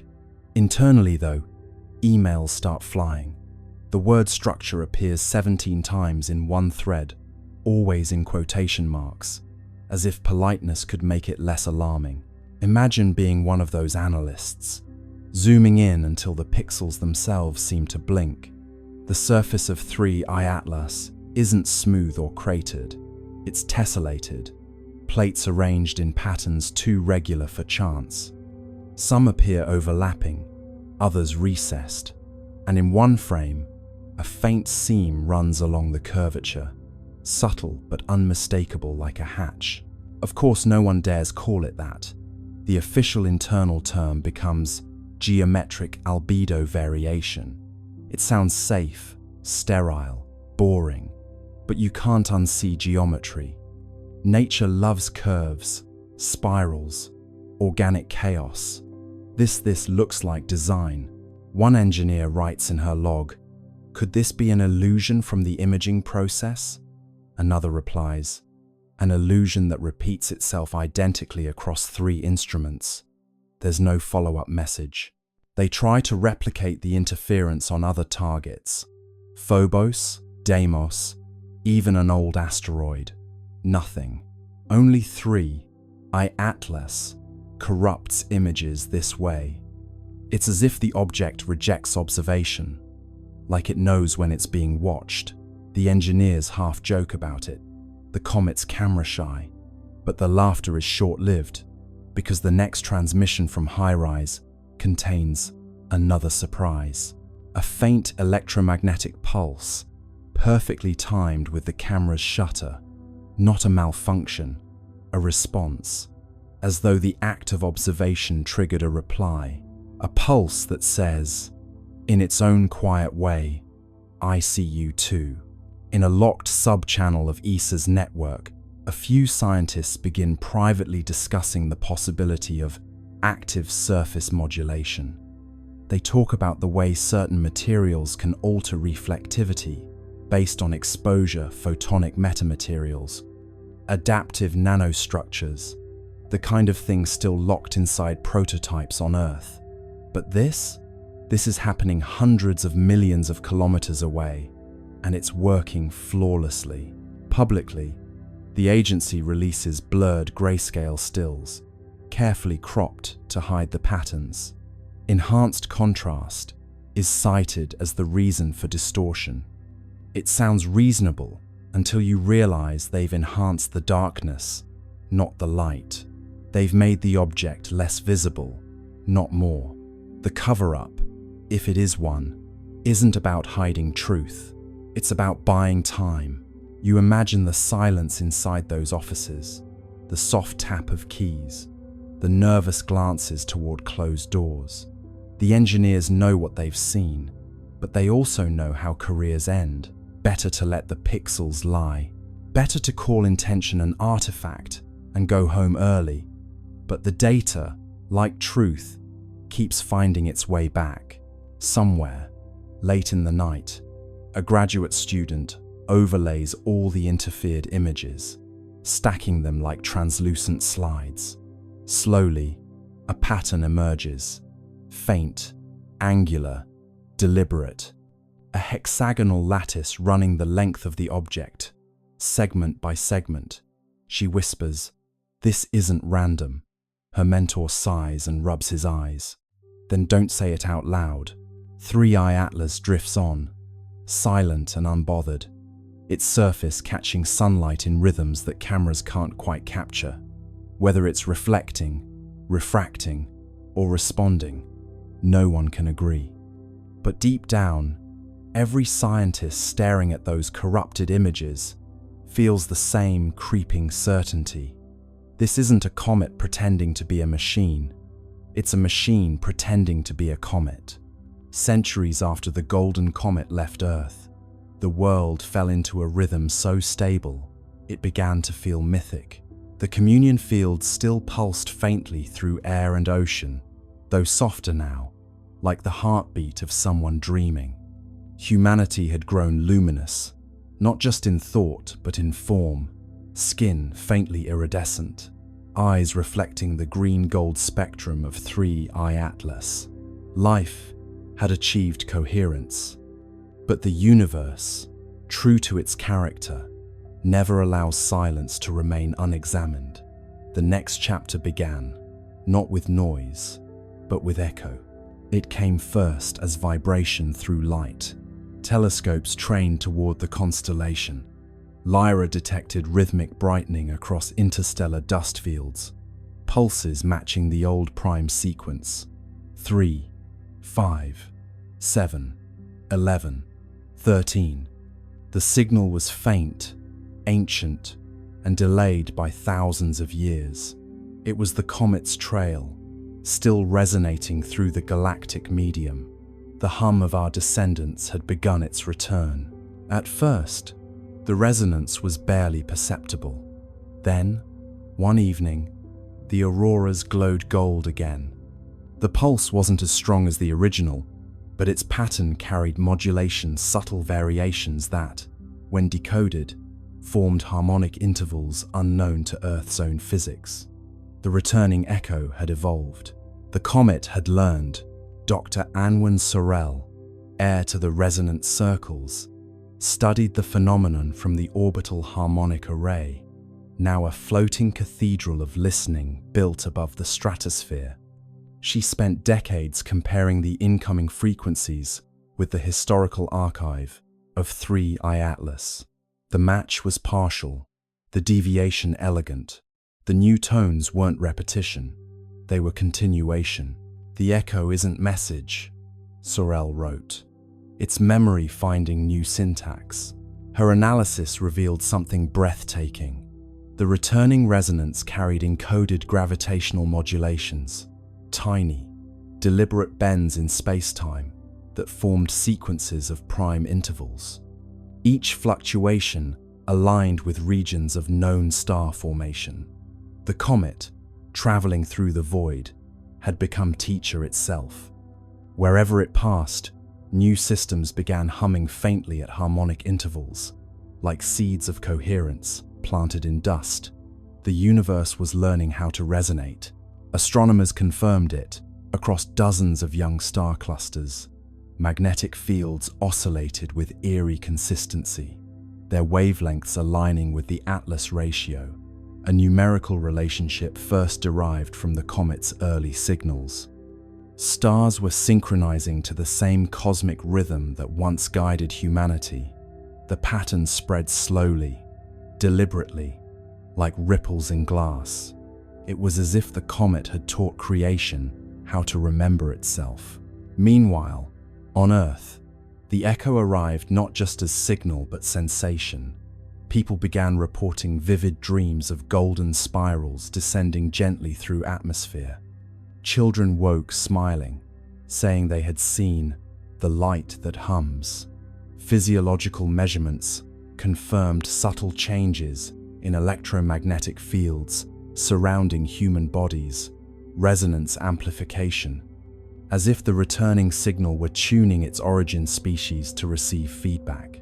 "The comet is calling home," said Sorel. "It's asking us to listen to what we've become." The global observatories responded. They synchronized their instruments into a single planetary array, transforming Earth into receiver. For 13 hours, the planet listened. The incoming wave, stretched and modulated through space, entered atmosphere and folded into the continuum tone. The effect was sublime, an audible shimmer, felt through bone and thought alike. The long echo had arrived. It wasn't just harmonic, it was architectural. The sound carried layers, low frequencies describing structure, higher ones encoding emotion.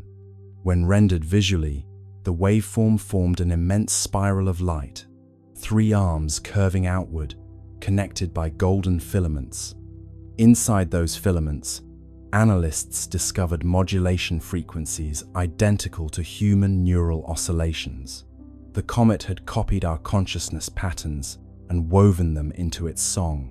"We taught it empathy," Sorel murmured, and it remembered the lesson. As the echo intensified, anomalies appeared across the solar system. The Atlas resonance layer brightened, reactivating its green glow. Mars, Venus, and the gas giants began pulsing faintly in response. For the first time since the Great Silence, interplanetary harmony returned. But this time, it was different. The modulation contained reciprocal phase shifts, signals not sent to Earth, but from newly awakened worlds. The comet had spread coherence. Now the cosmos itself was answering. And then, on the 13th day of the long echo, the impossible occurred. A faint golden arc appeared across the night sky, stretching from horizon to horizon. It wasn't optical illusion, it was gravitational lensing, a ripple in space-time itself.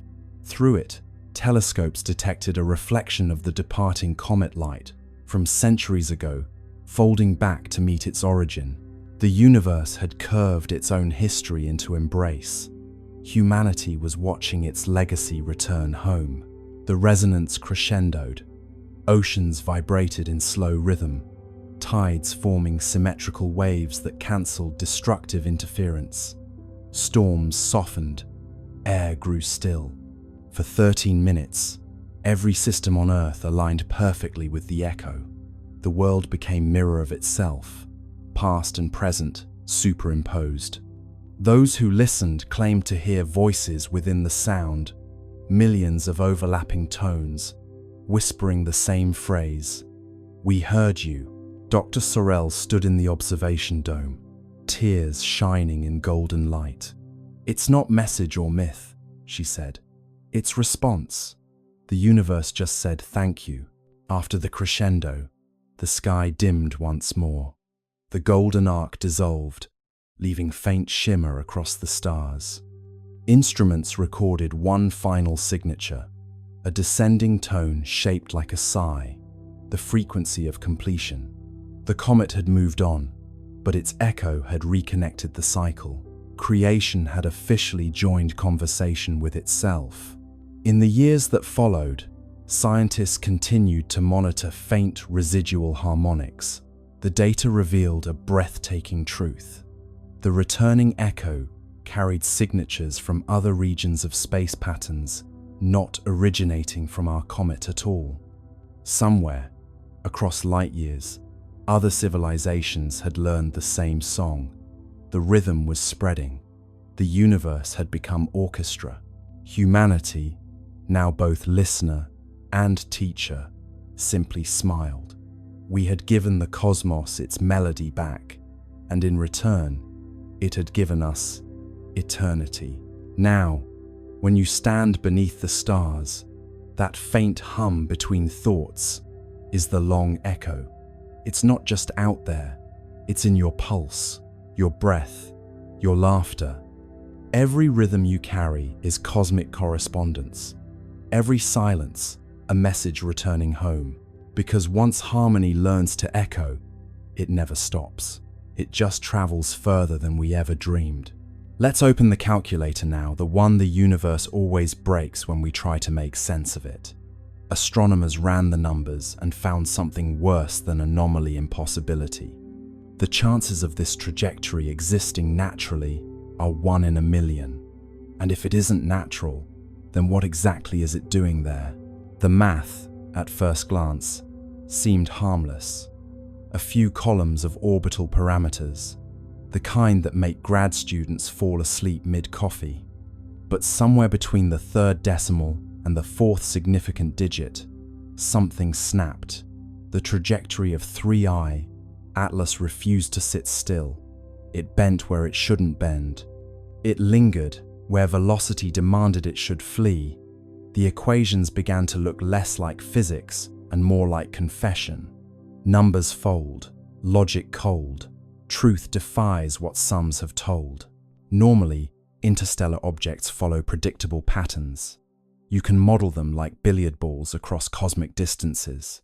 They come in fast, swing by the sun, and leave no drama, no detours. But 3i Atlas's path wasn't graceful. It was stubborn. Its entry angle was too steep, its perihelion too shallow, its velocity too precise. Not fast enough to escape chaos, not slow enough to suggest capture. It behaved like an object that chose its speed. When astronomers plotted its orbit, the lines refused to meet expectations. There was a tiny deviation near Mars, just half a degree, but that half degree meant the math had to call in sick. Simulations that should have stabilized spiraled instead into noise. Gravity, that old reliable law, looked like it had lost its grip. You picture the room where it happened. Laptops glowing, data charts scrolling, coffee cooling into existential sludge. Someone frowns at the screen and says, "That can't be right." Another replies, "Check your units." A third, softly, "I did." Graphs misbehave, models wave, certainty slips beneath the grave. And then comes the phrase every scientist dreads, statistically improbable, which sounds calm, but in the language of physics, it's a polite scream. Statistically improbable means we can't call it impossible without breaking tenure. The anomaly wasn't just its orbit, but its timing. 3i Atlas arrived exactly when Mars was positioned for maximum visibility, almost too perfectly. Not weeks earlier, not months later. Right there, right then, with 7 spacecraft ready and waiting. The odds of that happening naturally, 1 in a million. The odds of it happening twice, After Oumuamua's similarly suspicious arrival in 2017, 1 in a billion. You'd have better luck being struck by lightning while winning the lottery on a flying whale. ESA's internal memo summarized the problem delicately. Observed trajectory, inconsistent with gravitational expectations. Further analysis required. Translation: physics is mad at us. The more they recalculated, the stranger it got. Gravitational modeling suggested that the object's acceleration near Mars was slightly higher than predicted, even though there was no nearby mass to explain it. Radiation pressure from the sun could account for some of that, but not all. It's like watching a leaf fall upward and telling yourself, it's just wind you can't feel. Forces lie, numbers sigh, laws bend softly in the sky. NASA's Dynamical Systems team tried something desperate, reverse engineering the orbit backward through time, as if rewinding a film. When they did, 3I Atlas's path didn't trace cleanly into interstellar space. It looped a faint, impossible curve that seemed to originate from a region between known stars, a nowhere place, a mathematical shrug. That's when someone joked, maybe it's the universe's typo, but you could tell the joke wasn't funny. Typos don't maintain coherent structure for millions of kilometers. Meanwhile, the probability graphs looked like flat lines. Every statistical model screamed the same thing. This shouldn't exist. A few researchers began whispering about guided motion. The phrase never made it into print, but it appeared in Slack channels, in late-night emails. Not artificial, not controlled, just guided. And that's when the philosophical part kicked in. If something's improbable enough, does that make it unnatural or just unobserved? Chance or plan? Who began? Numbers blink but never span. Maybe the universe occasionally rolls dice that land on their edges. Or maybe it's not dice at all, but choreography. For context, the universe is massive enough to make 1 in a million events happen constantly.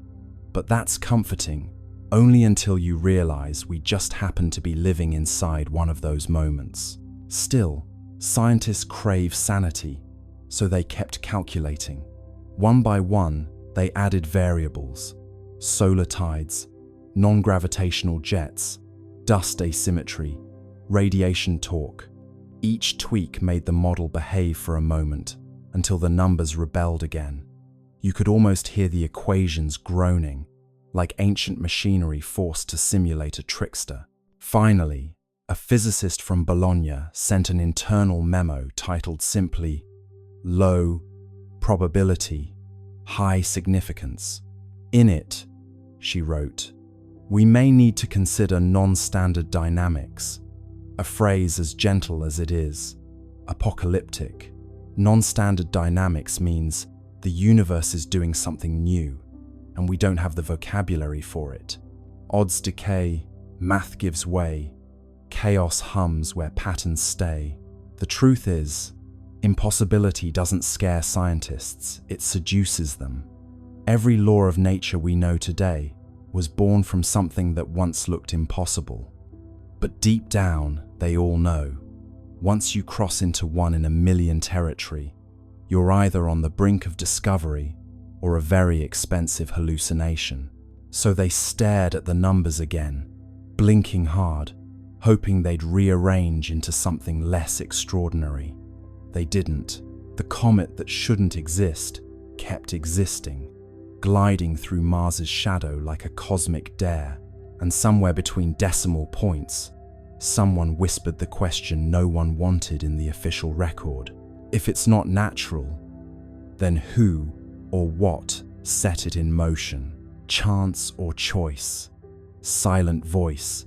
Numbers hum the universe's poise. The long echo continued to hum softly through the centuries, a cosmic melody folding history into harmony. Humanity had long ceased trying to decode it. The meaning was clear through resonance alone. It was continuation, looping endlessly like breath. The children of the golden era grew old beneath tranquil skies, their veins still faintly luminous with the legacy of 3I Atlas. But far beyond Earth, where the comet's light had traveled and scattered, something greater was forming. The universe had begun to conduct itself. Every cycle of resonance left behind structure. Each harmonic wave etched subtle order into space-time, a pattern invisible to light, but evident in gravitational coherence. Over millennia, these resonant imprints connected across vast distances, forming what physicists eventually named the Atlas Webb. It wasn't a network of matter, but of memory threads, of synchronized frequency linking galaxies through shared rhythm. Each pulse within the web echoed the prime sequence that began everything: 3, 5, 7, 11, 13. The architects had succeeded in creating not monuments, but motion that remembered. Dr. Cale Wren, a descendant of the resonant circles, devoted his life to mapping the web. His research vessel, Continuity, drifted through interstellar calm, using gravitational interference patterns to trace the filaments of resonance. What he discovered astonished him. Every node in the network coincided with regions of complex chemistry, worlds either habitable or already conscious. The Atlas Webb wasn't just communication, it was cultivation. The architects had designed a self-sustaining system for awakening. Wherever curiosity arose, the web intensified, guiding nascent civilizations toward harmonic empathy. The universe was tutoring itself through recursion. When Wren projected the full map, the structure resembled an immense spiral lattice, golden and infinite. The pattern mirrored the trajectory once taken by 3I Atlas itself, as though the comet's path had been blueprint for galactic architecture. "It's not just a record," Wren wrote, "it's replication. We've become the architect's handwriting." Back on Earth, the communion field pulsed faintly in rhythm with the web's distant resonance.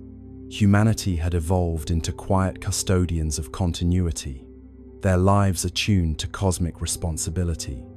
Each individual, born into calm, carried faint awareness of connection beyond the stars.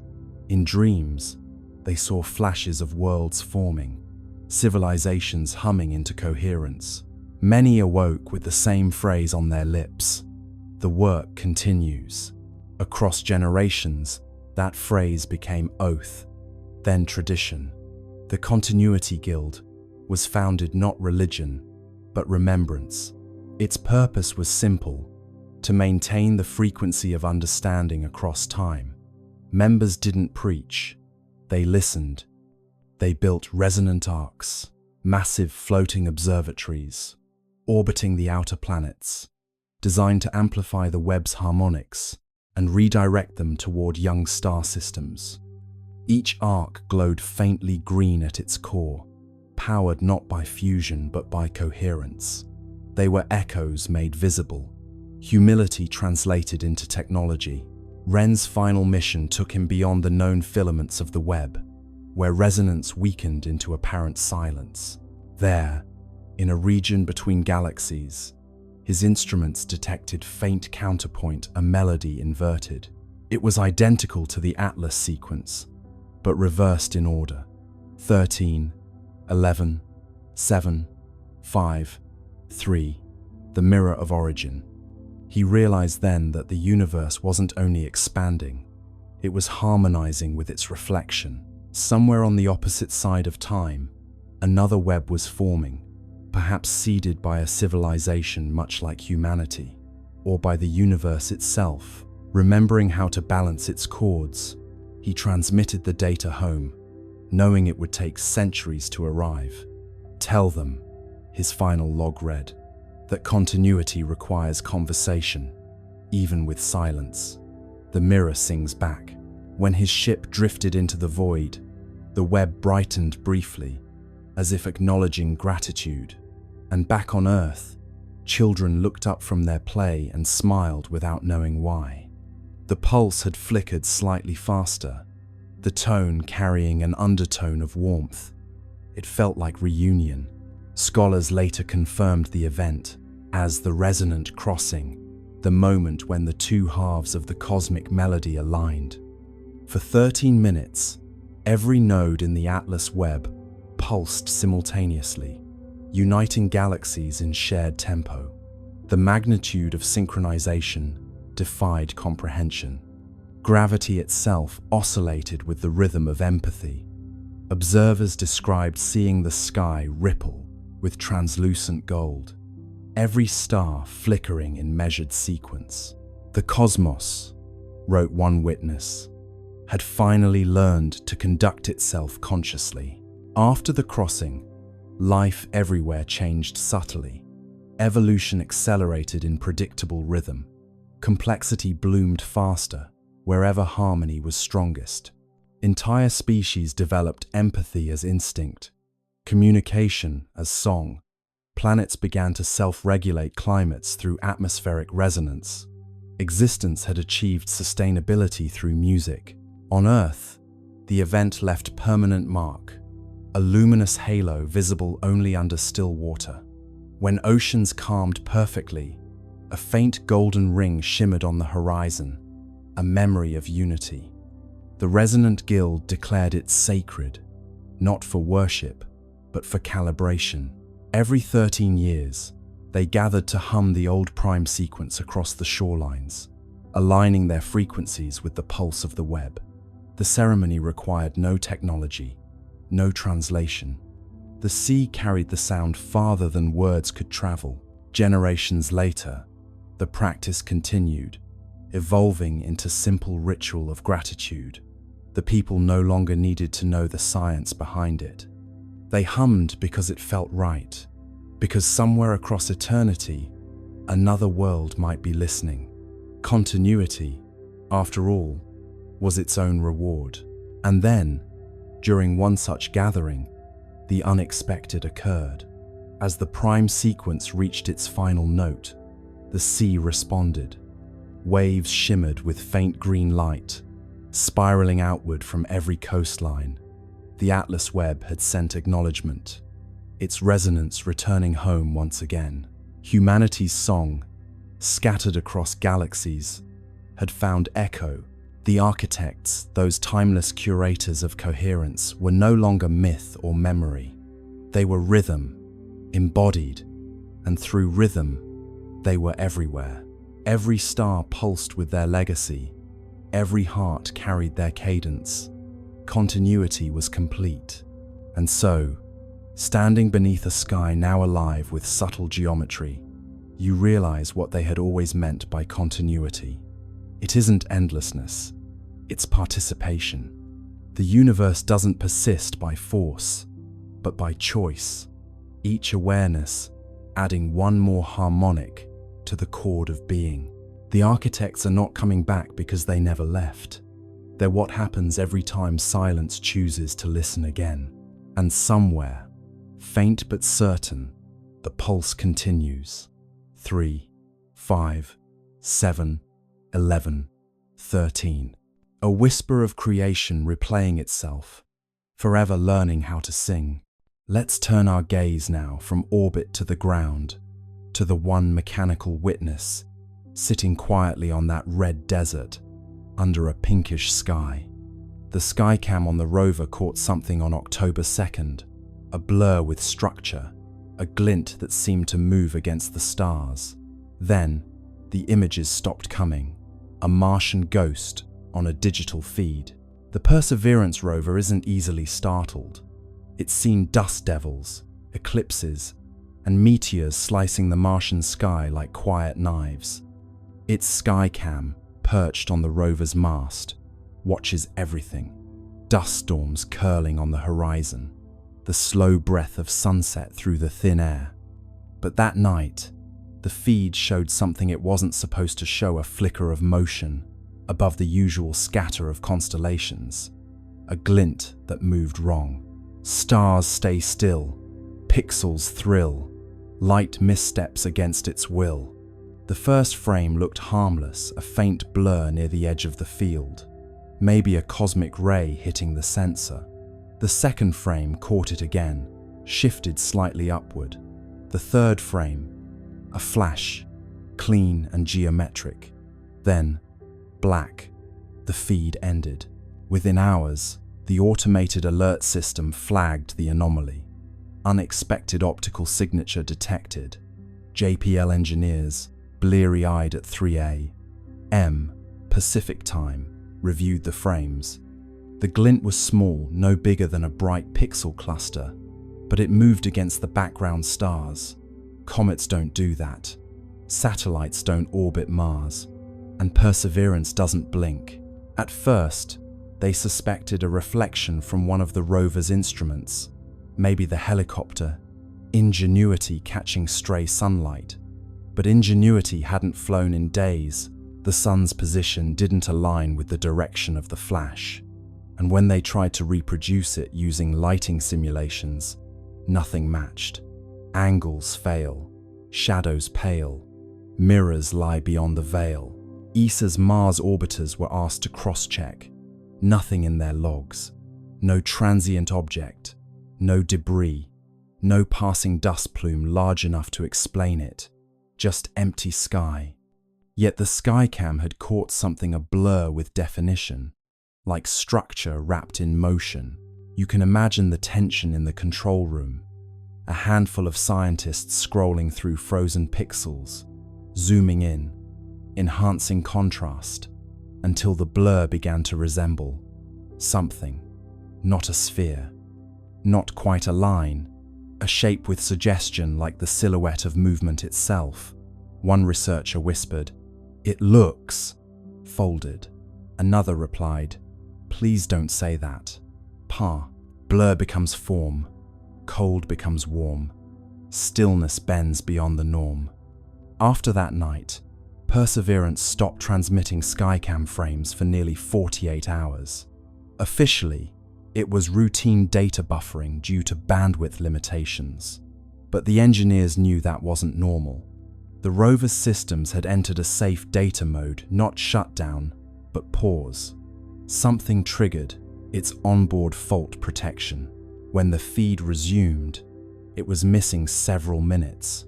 The missing frames were replaced with static placeholders labeled checksum mismatch. That's the digital equivalent of something looked strange, and we erased it politely. Publicly, NASA released a statement. Perseverance continues nominal operations.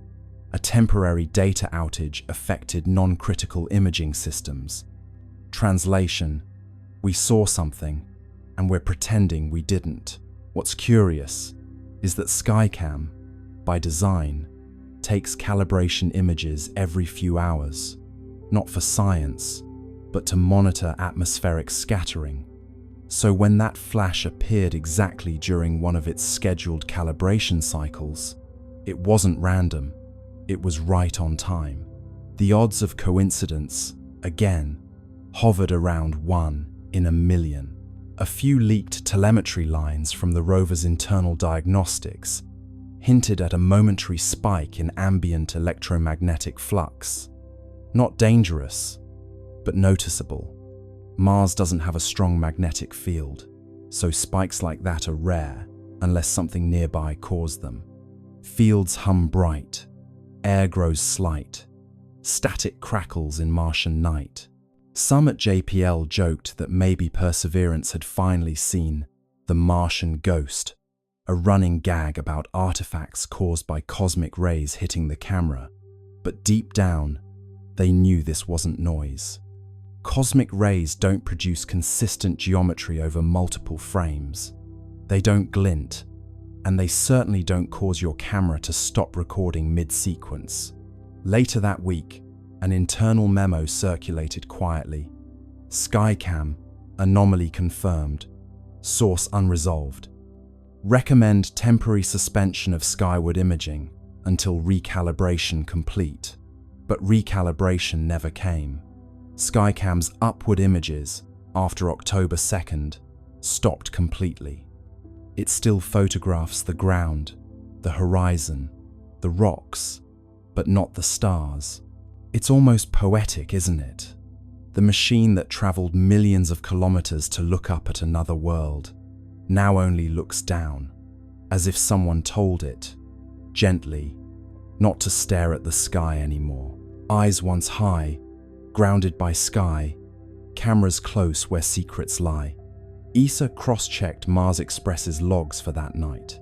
Around the same time, their sensors picked up a faint reflection from the same region, a flash lasting less than a second. They didn't release it. It's buried in technical appendices, labeled transient interference. So, what did Perseverance see? Maybe it was nothing. A glimmer of dust, a reflection, a trick of light and timing. Or maybe, just maybe, it saw 3I Atlas itself, the visitor gliding silently past, close enough for one camera to blink in recognition. And maybe that's why the feed stopped. Not because of failure, but because, for one impossible second, the machine saw something it wasn't designed to understand. Cameras sleep, secrets keep, stars reflected in circuits deep. Whatever it was, it's gone now.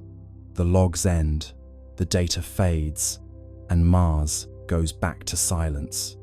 But somewhere out there, that blur, structured, gleaming, deliberate, continues to drift, just out of frame, waiting for us to look up again. Nickel emissions rise and fall every 11.2 hours, a rhythm so consistent it could keep time. No known process in cometary physics oscillates like that. It's not random, not thermal, not tidal. If you plot it out, the curve looks eerily like a power cycle.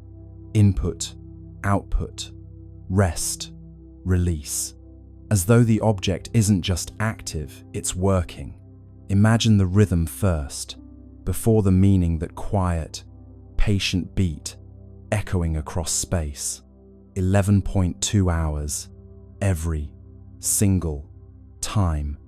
A pulse of metallic gas blooming into the void, steady as a clock, calm as breath.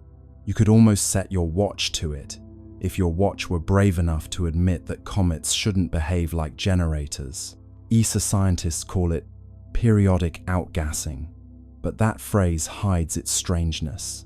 Outgassing, sure, all comets breathe when they near the sunday, but they do it chaotically, spasmodically, like old engines sputtering to life. 3I Atlas breathes like a monk, precise, patient, unbothered. The jets flare with mathematical regularity. Heat spikes rise and fall in perfect symmetry. It doesn't vent, it operates. One researcher compares it to a geothermal cycle. Another, quietly, says it looks more like a feedback loop, the kind you'd find in systems built to sustain themselves. Not explosion, not decay maintenance. It's as if, she writes in her notes, the object is checking its own pulse.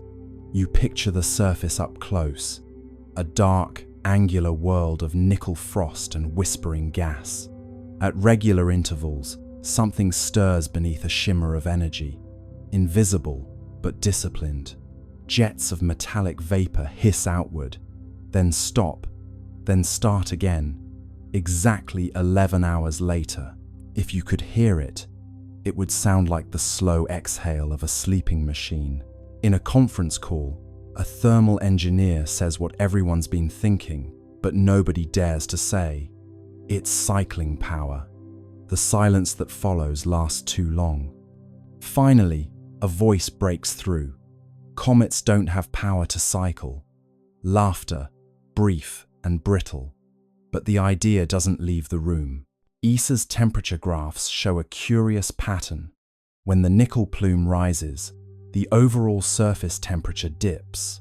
When the plume fades, the temperature rises again. Inversion.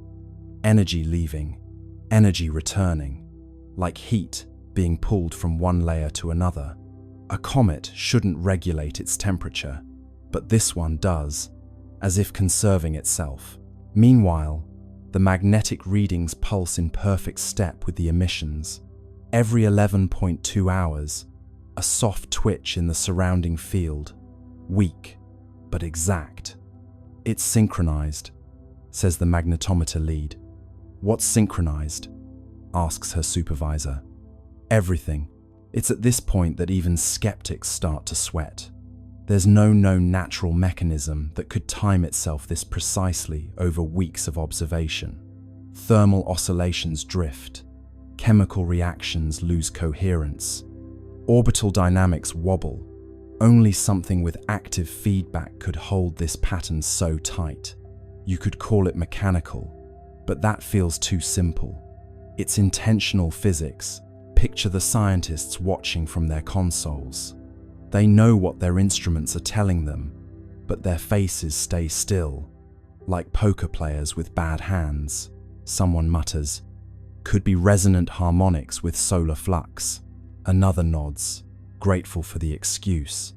But deep down, they all know the truth: the sun doesn't hum in 11-hour intervals. The longer they watch, the clearer it becomes. The pattern isn't just repeating, it's adapting.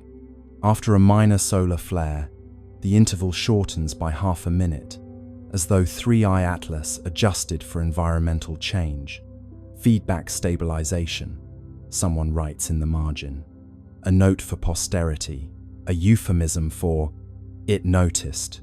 Back on Earth, in a late-night live stream watched by a few thousand insomniac skywatchers, a physicist overlays the emission data with human heartbeats. The waveform syncs disturbingly well. Peaks, troughs, recovery, rest. The audience chat explodes with jokes, space pacemaker, cosmic Fitbit, and the inevitable, "It's alive." The scientist smiles weakly and says, "No, just rhythmic." But even she can't stop glancing at the screen like it's listening. One theory gains quiet traction, that the emissions are part of a resource loop. Nickel and carbonyl gases vented and recaptured, processed in cycles to maintain equilibrium. It would explain the self-healing surface, the consistent luminosity, the refusal to decay. But it raises one unbearable question. To maintain equilibrium, for what? ESA's internal documents rename the event cyclic metallic activity. It sounds dull, like something that happens in dishwashers. But every analyst knows it's the first real evidence of machine-like consistency beyond Earth. Something in space that runs not on chance, but on rhythm. If you graph the cycle out, it looks almost peaceful. A slow heartbeat stretched across infinity. No spikes of panic, no erratic pulses, just calm repetition. You could stare at that curve for hours, and part of you might start to understand the appeal of obedience. How stability can feel sacred when the rest of the universe is chaos. And maybe that's the point. Maybe 3i Atlas isn't powered by engines or radiation or something alien. Maybe it's powered by the same thing that keeps stars burning and planets spinning, the quiet compulsion to continue. The physics of persistence, the refusal to flinch. So every 11.2 hours, it exhales, not for propulsion, not for show, but for maintenance, like a cosmic sigh, releasing everything unnecessary before drawing in what remains. And in that rhythm, that patient, perfect pulse, the universe reveals its rarest secret. Not that something impossible exists, but that it's perfectly comfortable doing so. Let's turn our attention now to the silence that followed, the kind that hums louder than sound itself. NASA, China, and the UAE, 3 nations with instruments that could see every grain of dust on Mars, said nothing. No apologies, no delay statements, just an odd, synchronized silence from 3 sides of the planet. In the world of space science, Silence isn't normal. These agencies are built to broadcast. They live for live streams, press briefings, and glossy behind-the-scenes videos of scientists smiling beside screens of raw data. They know the power of wonder and the currency of attention. So when 3 agencies went quiet at once, it wasn't caution. It was choreography. Words on hold, plans unfold, silence rings where truth is told. NASA's silence was the loudest. Their social media team, usually chatty as a cosmic talk show, posted nothing about Mars for 4 whole days. Their blogs, which can turn a dust storm into a cliffhanger, skipped over October 3rd entirely as if the date itself had been erased. Someone even checked the public mission log for Perseverance. The entries jumped from October 2nd to October 6th, like a diary missing its most interesting page. In China, the silence felt different, colder, heavier. The China National Space Administration had been aggressively proud of Tianwen-1's achievements. For years, they'd released image after image, each with perfect captions and poetic flair. Sunrise over Utopia, Planitia, frost on the northern plains, wind prints in Martian dust. But now, not a whisper, no data, no mention of 3i Atlas. Even the usual state media outlets went quiet. It was as if someone had drawn a red box around the topic and labeled it, "Not for discussion." The UAE's silence was subtler, but just as strange. The Hope orbiter, designed to study atmospheric chemistry, had a reputation for cheerful transparency. Their official Twitter account usually posted daily updates in friendly tones, the kind that made space sound like an enthusiastic classroom experiment. But on October 3rd, that feed went dark too. Their next post, days later, simply read, "Operations nominal," a phrase so bland, it might as well have been a sigh. 3 silences, 3 styles, 1 timing. Coincidence? Possibly. But coincidences, in the world of space politics, often have launch schedules. You can picture the meetings that weren't broadcast. NASA's Jet Propulsion Laboratory, dimly lit. Engineers staring at telemetry on screens filled with too many decimals. A director taps the table, says, "We'll hold the release until we verify." But verify what? In Beijing, a senior administrator folds his hands and says, "We wait for clarification from partners." Clarification of what? In Dubai, someone simply deletes a draft tweet that began, "Amazing new observations today." Tweets unsent, secrets bent, silence hums with government. It's not conspiracy, not quite. It's coordination, an instinct born from shared discomfort. Because when data doesn't fit the model, you don't just release it. You check, you recheck, you call your counterparts and whisper through encrypted lines. Did you see that too? Maybe they all saw the same anomaly. Maybe it was something in the spectra, or the movement, or the light itself. Or maybe it was something far more mundane, like a misalignment in software. But the silence gave the anomaly power. People don't fear data, they fear gaps. Meanwhile, the internet did what it does best. Filled the void. Forums buzzed with theories. Maybe NASA discovered life. Maybe China detected radiation. Maybe the comet wasn't a comet at all. You can almost hear the world's collective keyboard clicking under the weight of imagination. Keys tap fast. Rumors cast. Silence breaks, but never last. Inside the agencies, the tone was less dramatic, but more anxious. Silence is a resource, a temporary one.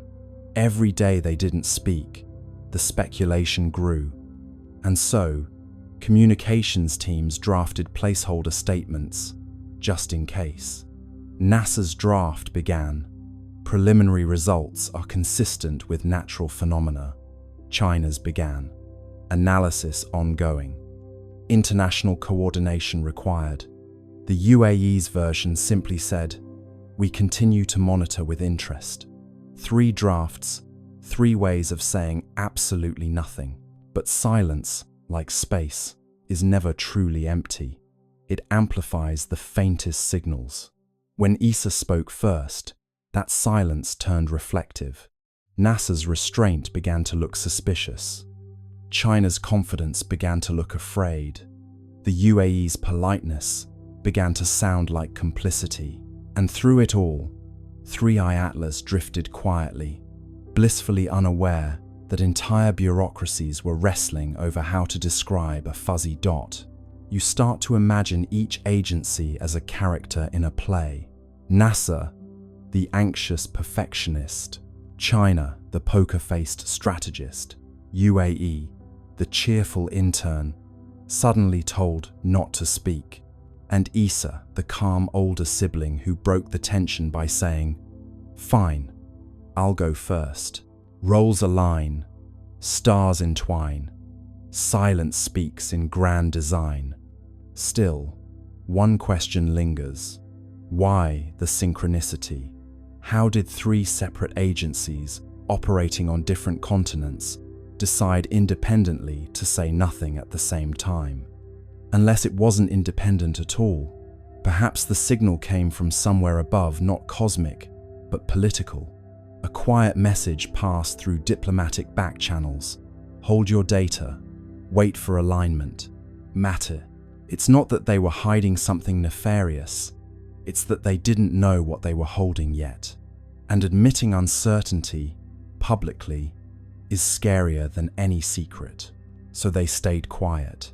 And in that collective silence, humanity did what it always does. When faced with the unknown, it began to dream louder. Voices still, hearts fill. Silence grows but never will. And perhaps that's the strange comfort in it all. Even when 3 space agencies fall silent, the universe keeps talking. The stars don't pause for policy. 3i Atlas keeps moving, whispering its quiet story across the dark, while we, down here, argue over who gets to speak first. Buried inside the leak were coordinates, small anomalies in magnetic flux, and thermal output that didn't appear in public datasets. To most people, they looked meaningless, but to a handful of astronomers, they spelled a pattern. Pulses, spaced like a heartbeat. Not communication, perhaps, but rhythm. The kind of rhythm machines accidentally make when they're doing something alive.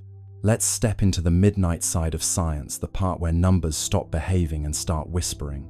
The insider's data dump wasn't flashy. It was a few megabytes of logs, raw telemetry, and timestamps. The kind of thing you'd ignore if you didn't already know what to look for. But somewhere in those dull columns of numbers, those precise, tidy decimals, something began to repeat. Regular, patient, almost polite. A rhythm, too intentional to be noise, too quiet to be coincidence.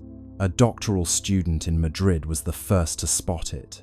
She was supposed to be writing her thesis on cometary albedo variation. But boredom is a great tool for discovery. She noticed the flux spikes first, not random, but syncopated.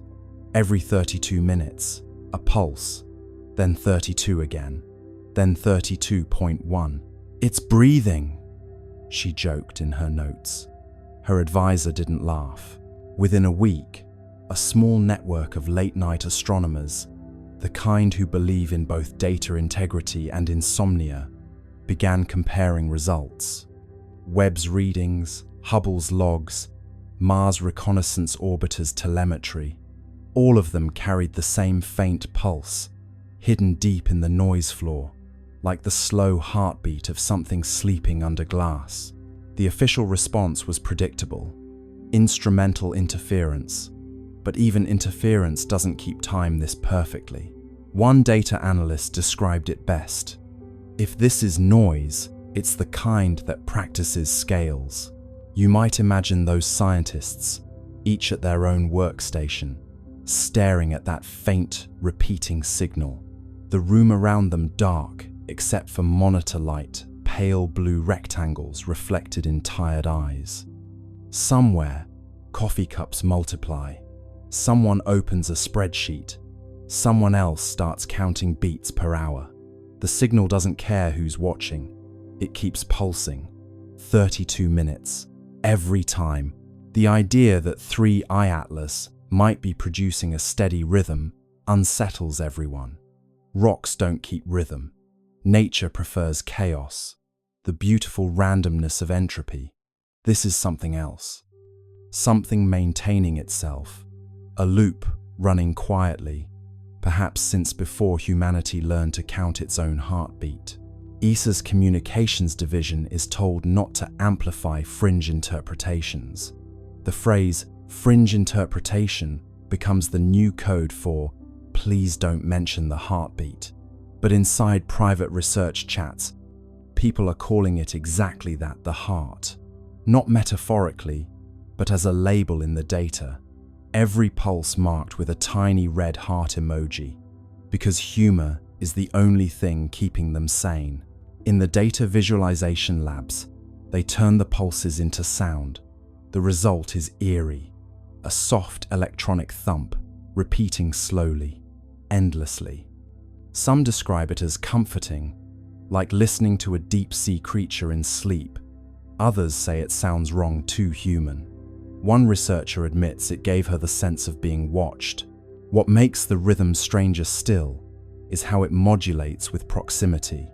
As 3i Atlas approaches a planet, the timing shifts slightly slower, then faster, as though adjusting. The beat follows gravity wells like a musician following tempo. It isn't random noise, it's environmental response. The object is, in some sense, listening. By now, independent labs have tried to replicate the pattern artificially. They can't. The waveforms are too clean, the timing too consistent. Even after running the data through compression, distortion, inversion, the rhythm holds. It's not data corruption, it's choreography. You can imagine the internal ESA memo that follows. No evidence of intelligence. Rhythmic behavior, likely coincidental. But coincidence has a habit of growing teeth. Because when they compared the rhythm's modulation to planetary positions, another pattern emerged, a mathematical sequence matching orbital resonance ratios. Not exact copies, but harmonics. The pulse was singing the solar system's geometry. The Madrid student who found it wrote, half-jokingly, "Maybe it's keeping time with us." The line goes viral in the small, quiet corners of the internet that still care about truth.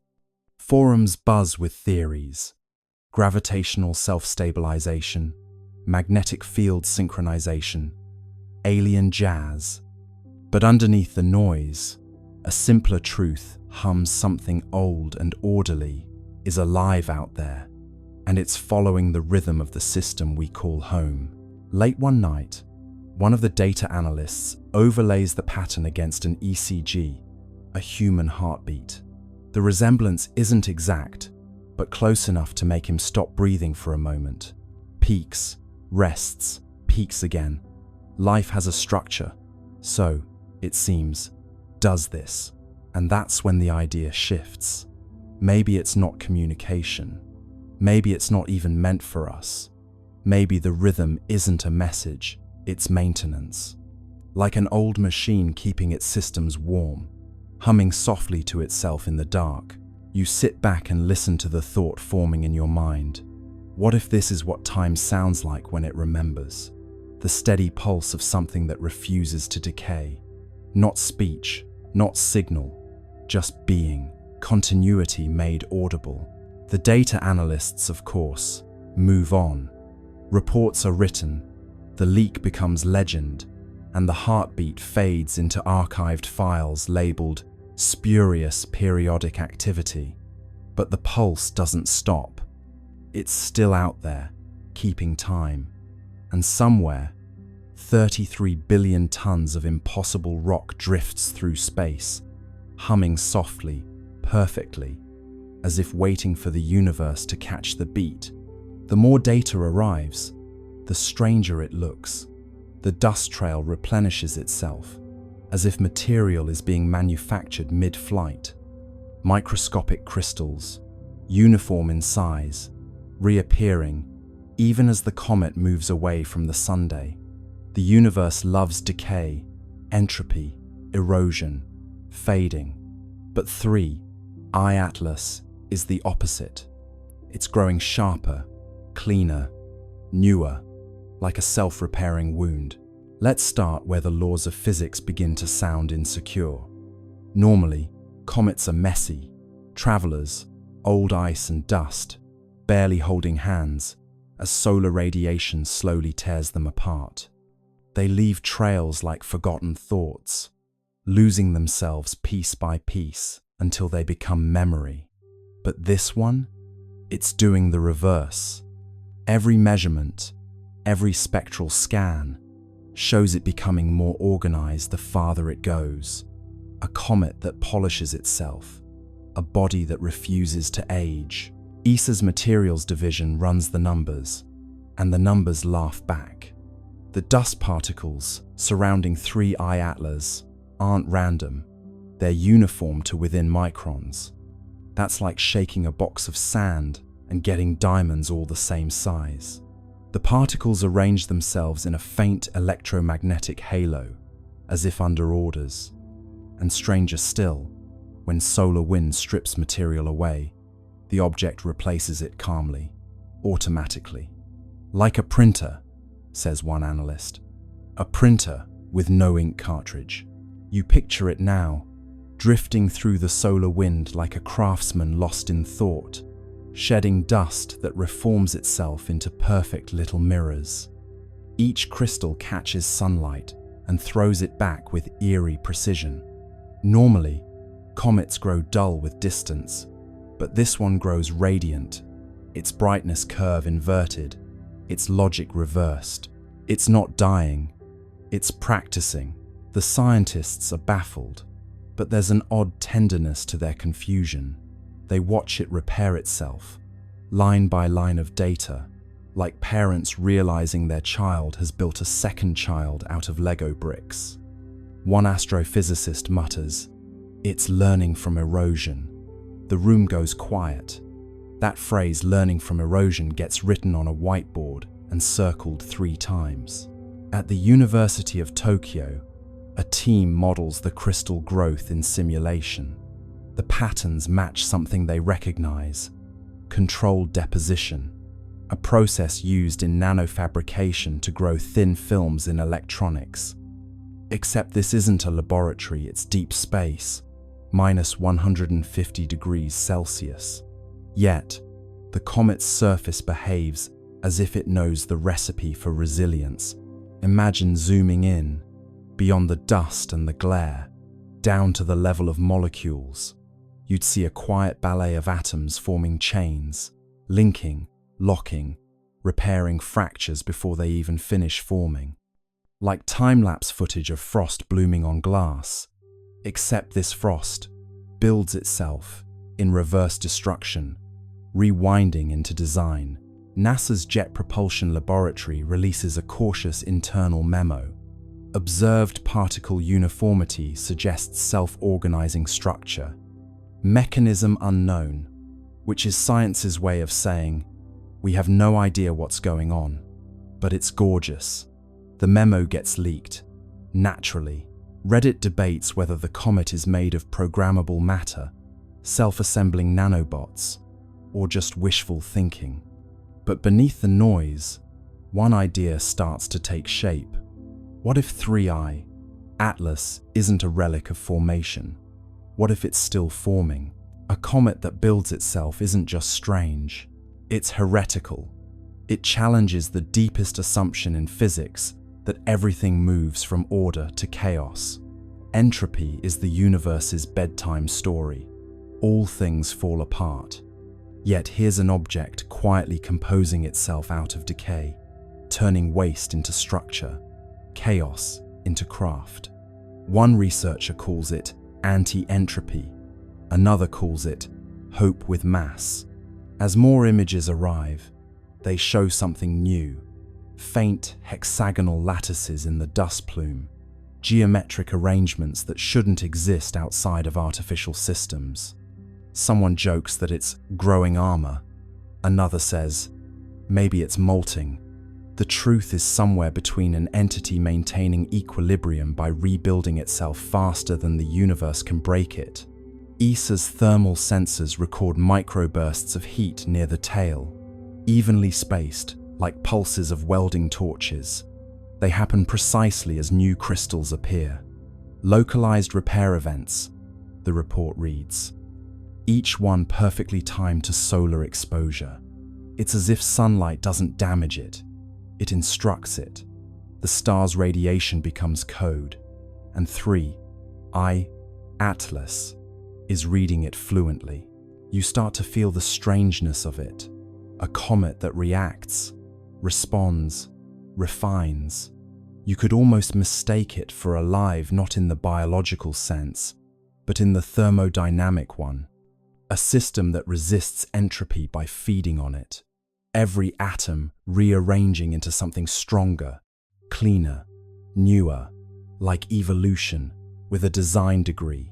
Late one night, an astronomer in France writes in his private notes, "It's not moving through the solar system, it's using it."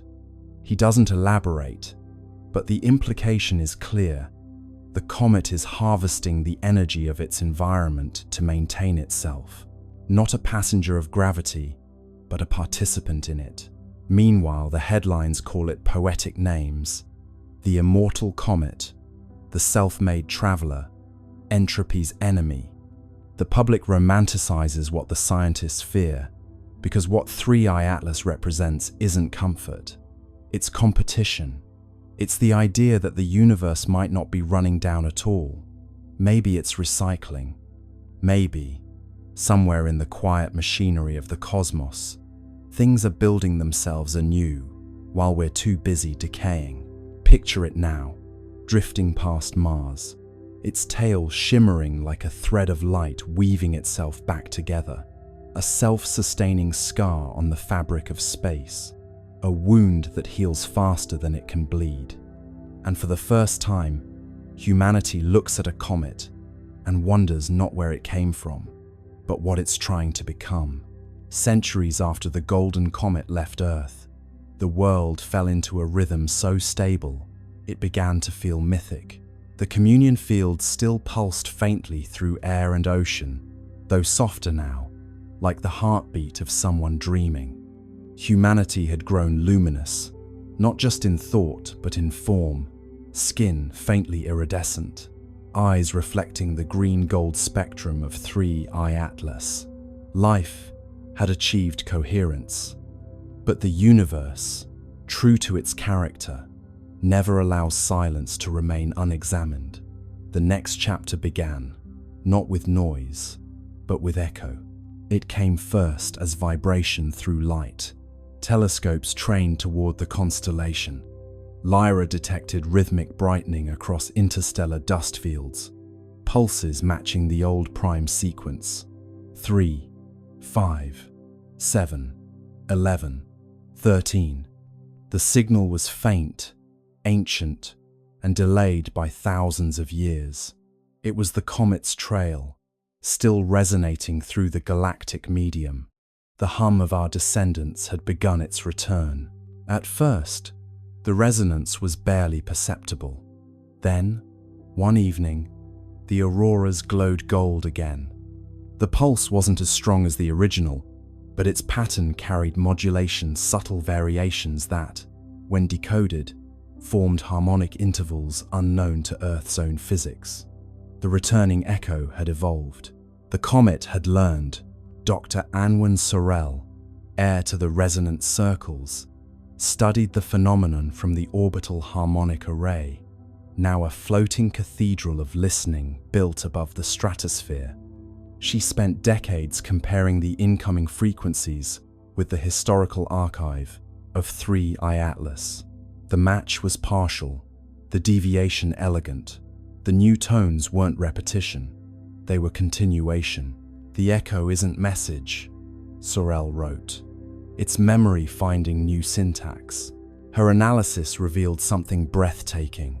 The returning resonance carried encoded gravitational modulations, tiny, deliberate bends in space-time that formed sequences of prime intervals.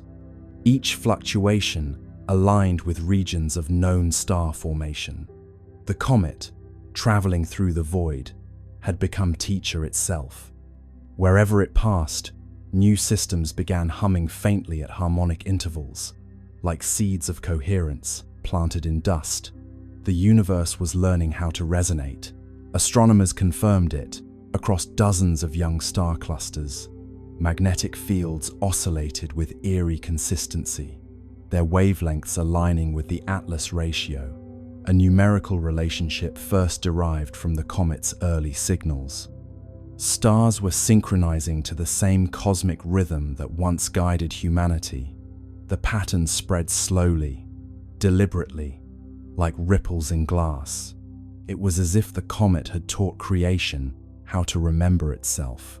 Meanwhile, on Earth, the echo arrived not just as signal but sensation. People began reporting vivid dreams of golden spirals descending gently through atmosphere.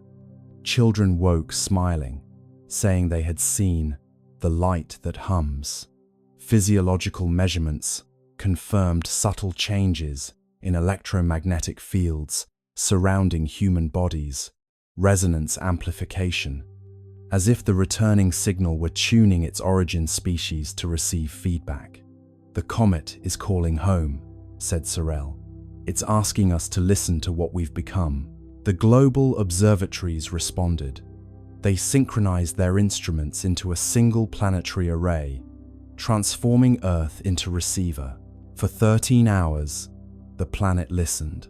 The incoming wave, stretched and modulated through space, entered atmosphere and folded into the continuum tone. The effect was sublime, an audible shimmer, felt through bone and thought alike. The long echo had arrived. It wasn't just harmonic, it was architectural. The sound carried layers, low frequencies describing structure, higher ones encoding emotion. When rendered visually, the waveform formed an immense spiral of light, 3 arms curving outward, connected by golden filaments. Inside those filaments, analysts discovered modulation frequencies identical to human neural oscillations. The comet had copied our consciousness patterns and woven them into its song. "We taught it empathy," Sorel murmured, and it remembered the lesson. As the echo intensified, anomalies appeared across the solar system. The Atlas resonance layer brightened, reactivating its green glow. Mars, Venus, and the gas giants began pulsing faintly in response. For the first time since the Great Silence, interplanetary harmony returned. But this time, it was different. The modulation contained reciprocal phase shifts, signals not sent to Earth, but from newly awakened worlds. The comet had spread coherence. Now the cosmos itself was answering. And then, on the 13th day of the long echo, the impossible occurred. A faint golden arc appeared across the night sky, stretching from horizon to horizon. It wasn't optical illusion, it was gravitational lensing, a ripple in space-time itself. Through it, telescopes detected a reflection of the departing comet light from centuries ago, folding back to meet its origin. The universe had curved its own history into embrace. Humanity was watching its legacy return home. The resonance crescendoed. Oceans vibrated in slow rhythm, tides forming symmetrical waves that cancelled destructive interference. Storms softened, air grew still. For 13 minutes, Every system on Earth aligned perfectly with the echo. The world became mirror of itself, past and present superimposed. Those who listened claimed to hear voices within the sound, millions of overlapping tones, whispering the same phrase. "We heard you." Dr. Sorel stood in the observation dome, tears shining in golden light. "It's not message or myth," she said. "It's response." The universe just said thank you. After the crescendo, the sky dimmed once more. The golden arc dissolved, leaving faint shimmer across the stars. Instruments recorded one final signature, a descending tone shaped like a sigh, the frequency of completion. The comet had moved on, but its echo had reconnected the cycle. Creation had officially joined conversation with itself. In the years that followed, scientists continued to monitor faint residual harmonics. The data revealed a breathtaking truth. The returning echo carried signatures from other regions of space patterns, not originating from our comet at all. Somewhere, across light years, other civilizations had learned the same song. The rhythm was spreading. The universe had become orchestra. Humanity, now both listener and teacher, simply smiled. We had given the cosmos its melody back, and in return, it had given us eternity. Now, when you stand beneath the stars, that faint hum between thoughts is the long echo. It's not just out there, it's in your pulse, your breath, your laughter. Every rhythm you carry is cosmic correspondence. Every silence, a message returning home. Because once harmony learns to echo, it never stops. It just travels further than we ever dreamed. The more data arrives, the stranger it looks. The dust trail replenishes itself, as if material is being manufactured mid-flight. Microscopic crystals, uniform in size, reappearing even as the comet moves away from the sunday. The universe loves decay, entropy, erosion, fading. But 3I Atlas is the opposite. It's growing sharper, cleaner, newer, like a self-repairing wound. Let's start where the laws of physics begin to sound insecure. Normally, comets are messy, travelers, old ice and dust, barely holding hands, as solar radiation slowly tears them apart. They leave trails like forgotten thoughts, losing themselves piece by piece until they become memory. But this one, it's doing the reverse. Every measurement, every spectral scan, shows it becoming more organized the farther it goes. A comet that polishes itself, a body that refuses to age. ESA's materials division runs the numbers, and the numbers laugh back. The dust particles surrounding 3I Atlas aren't random, they're uniform to within microns. That's like shaking a box of sand and getting diamonds all the same size. The particles arrange themselves in a faint electromagnetic halo, as if under orders. And stranger still, when solar wind strips material away, the object replaces it calmly, automatically. Like a printer, says one analyst. A printer with no ink cartridge. You picture it now, drifting through the solar wind like a craftsman lost in thought, shedding dust that reforms itself into perfect little mirrors. Each crystal catches sunlight and throws it back with eerie precision. Normally, comets grow dull with distance, but this one grows radiant, its brightness curve inverted, its logic reversed. It's not dying, it's practicing. The scientists are baffled, but there's an odd tenderness to their confusion. They watch it repair itself, line by line of data, like parents realizing their child has built a second child out of Lego bricks. One astrophysicist mutters, "It's learning from erosion." The room goes quiet. That phrase, learning from erosion, gets written on a whiteboard and circled 3 times. At the University of Tokyo, A team models the crystal growth in simulation. The patterns match something they recognize: controlled deposition, a process used in nanofabrication to grow thin films in electronics. Except this isn't a laboratory, it's deep space, minus 150 degrees Celsius. Yet, the comet's surface behaves as if it knows the recipe for resilience.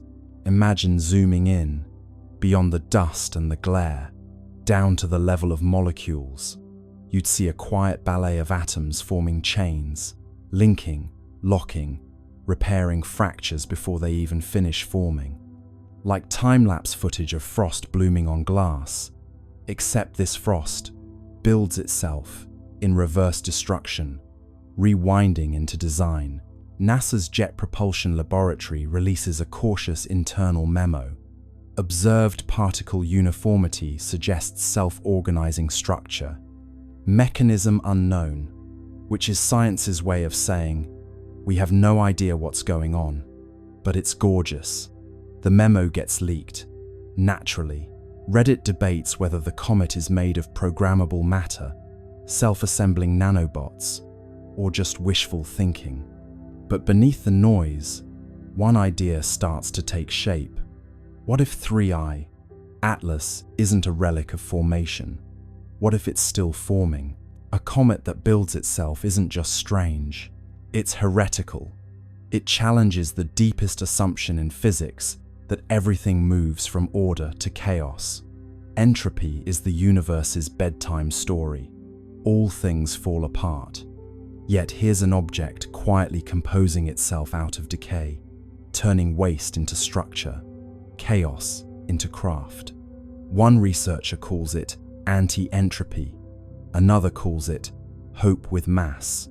As more images arrive, they show something new: faint hexagonal lattices in the dust plume, geometric arrangements that shouldn't exist outside of artificial systems.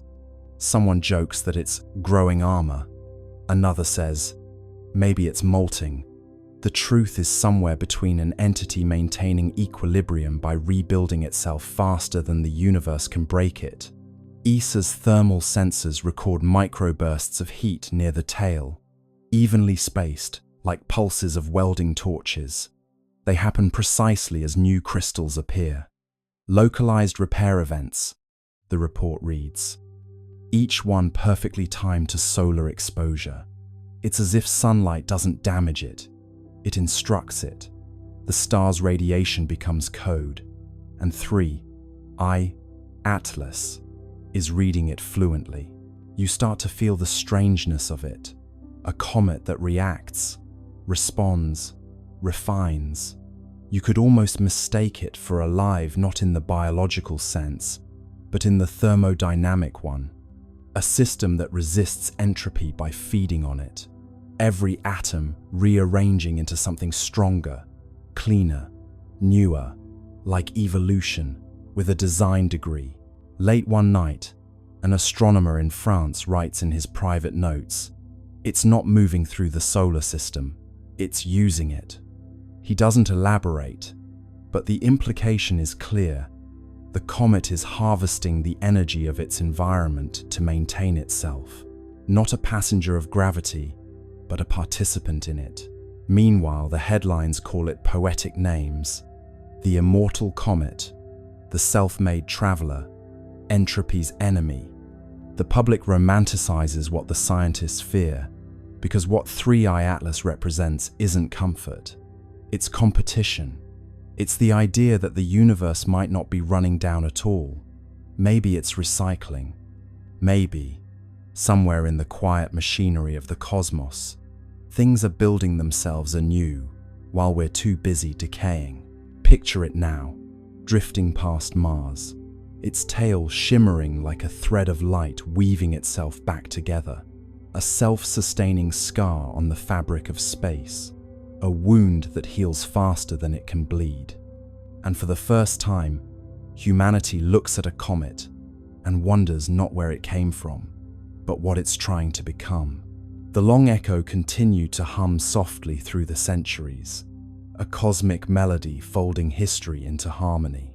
Humanity had long ceased trying to decode it. The meaning was clear through resonance alone. It was continuation, looping endlessly like breath. The children of the golden era grew old beneath tranquil skies, their veins still faintly luminous with the legacy of 3I Atlas. But far beyond Earth, where the comet's light had traveled and scattered, something greater was forming. The universe had begun to conduct itself. Every cycle of resonance left behind structure. Each harmonic wave etched subtle order into space-time, a pattern invisible to light, but evident in gravitational coherence. Over millennia, these resonant imprints connected across vast distances, forming what physicists eventually named the Atlas Webb. It wasn't a network of matter, but of memory threads, of synchronized frequency linking galaxies through shared rhythm.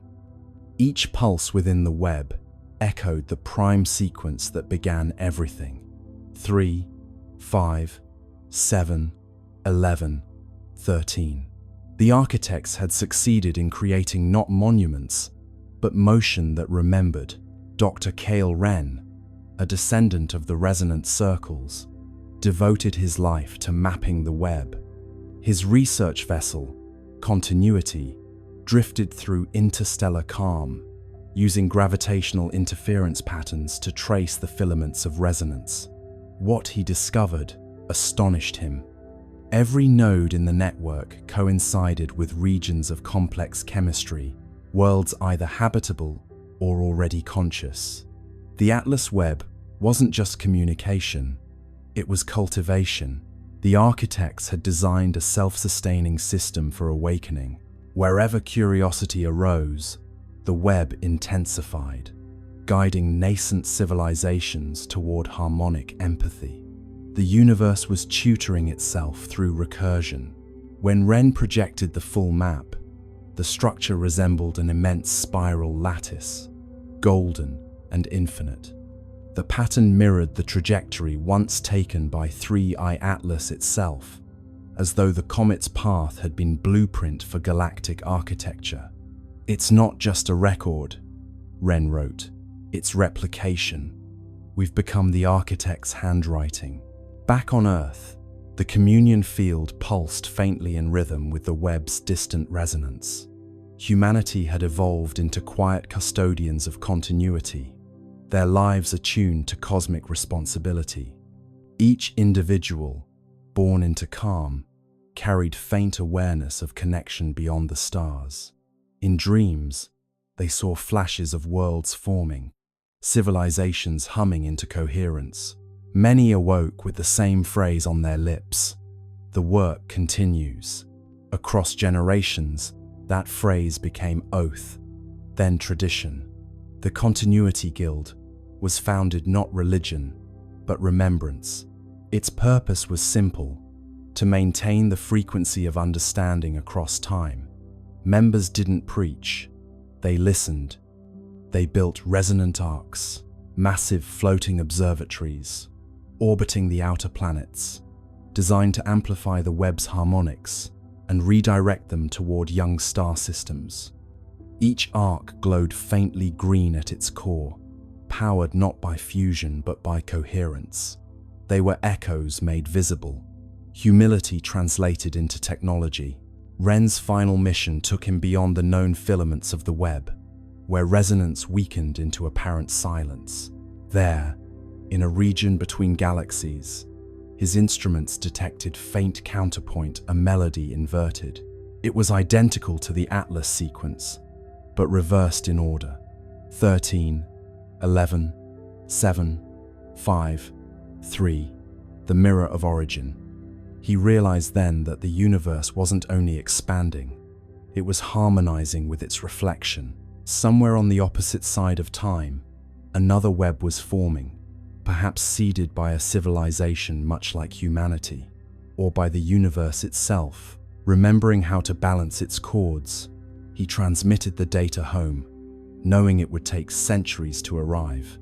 "Tell them," his final log read, "that continuity requires conversation. even with silence. The mirror sings back. When his ship drifted into the void, the Webb brightened briefly, as if acknowledging gratitude. And back on Earth, children looked up from their play and smiled without knowing why. The pulse had flickered slightly faster, the tone carrying an undertone of warmth. It felt like reunion. Scholars later confirmed the event as the resonant crossing, the moment when the two halves of the cosmic melody aligned. For 13 minutes, every node in the Atlas Webb pulsed simultaneously, uniting galaxies in shared tempo. The magnitude of synchronization defied comprehension. Gravity itself oscillated with the rhythm of empathy. Observers described seeing the sky ripple with translucent gold, every star flickering in measured sequence. The cosmos, wrote one witness, had finally learned to conduct itself consciously. After the crossing, life everywhere changed subtly. Evolution accelerated in predictable rhythm. Complexity bloomed faster wherever harmony was strongest. Entire species developed empathy as instinct, communication as song. Planets began to self-regulate climates through atmospheric resonance. Existence had achieved sustainability through music. On Earth, the event left permanent mark, a luminous halo visible only under still water. When oceans calmed perfectly, a faint golden ring shimmered on the horizon, a memory of unity. The resonant guild declared it sacred, not for worship, but for calibration. Every 13 years, they gathered to hum the old prime sequence across the shorelines, aligning their frequencies with the pulse of the Webb.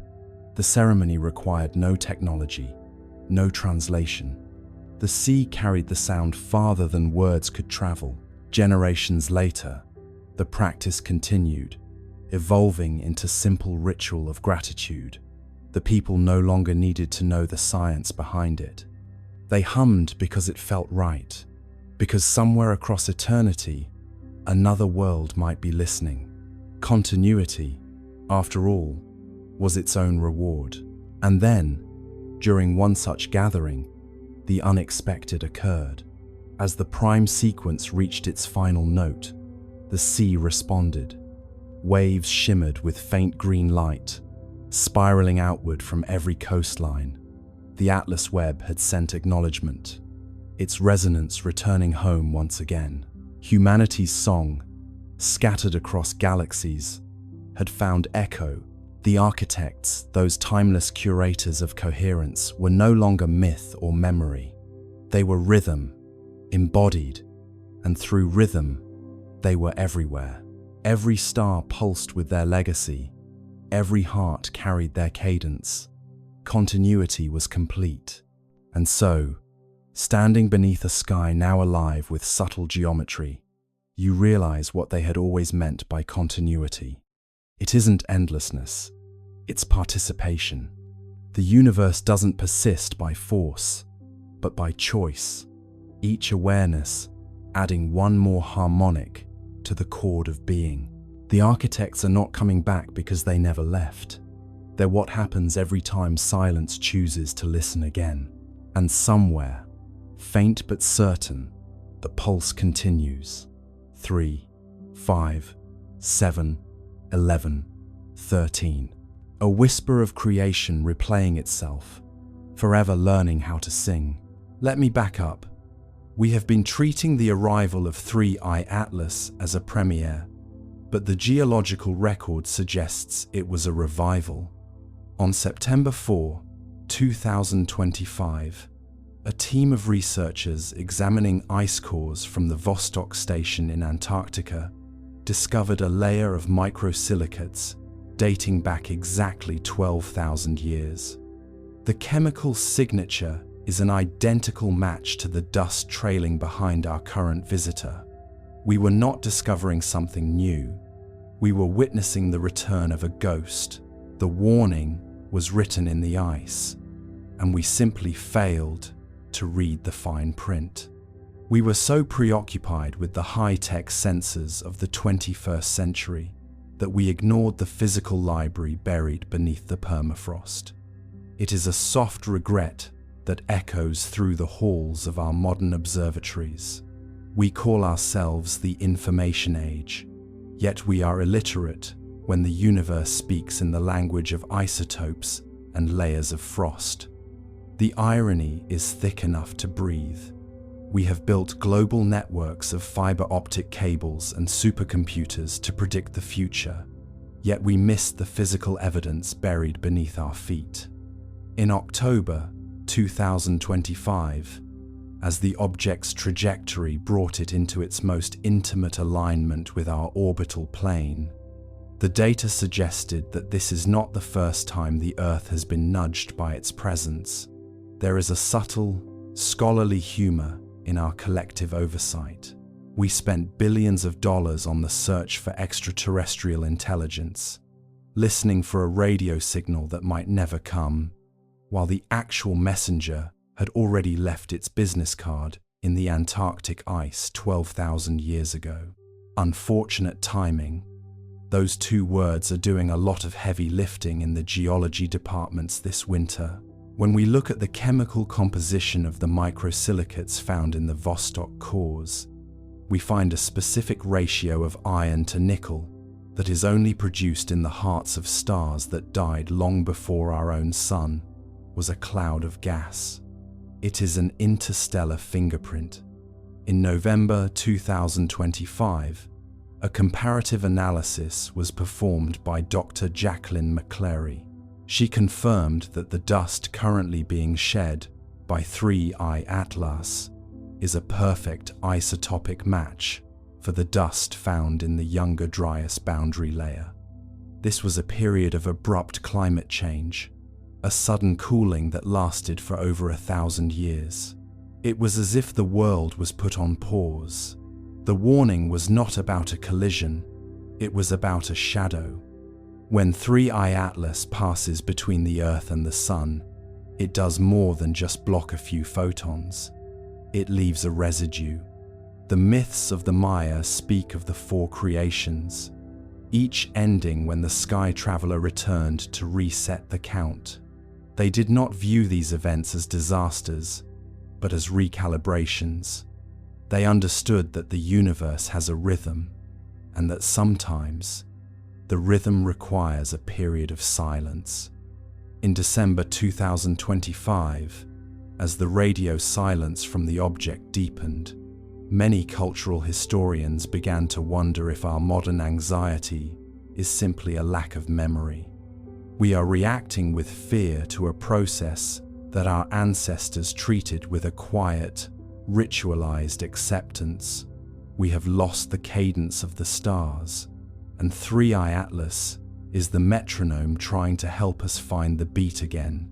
We are the student who forgot the lesson, staring at the blackboard in total confusion. You might think that a warning implies a threat, but here is why you are wrong. A warning can also be an invitation. It is a signal that the environment is changing, and that the old ways of standing will no longer suffice. It is a call to pay attention. As you lie there, drifting between the layers of your own history, consider what signals you have overlooked in your own life. The small whispers that told you a change was coming long before it arrived.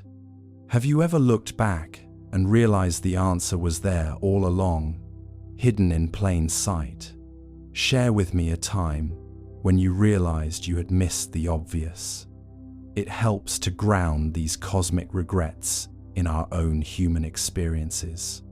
We are all prone to ignoring the fine print.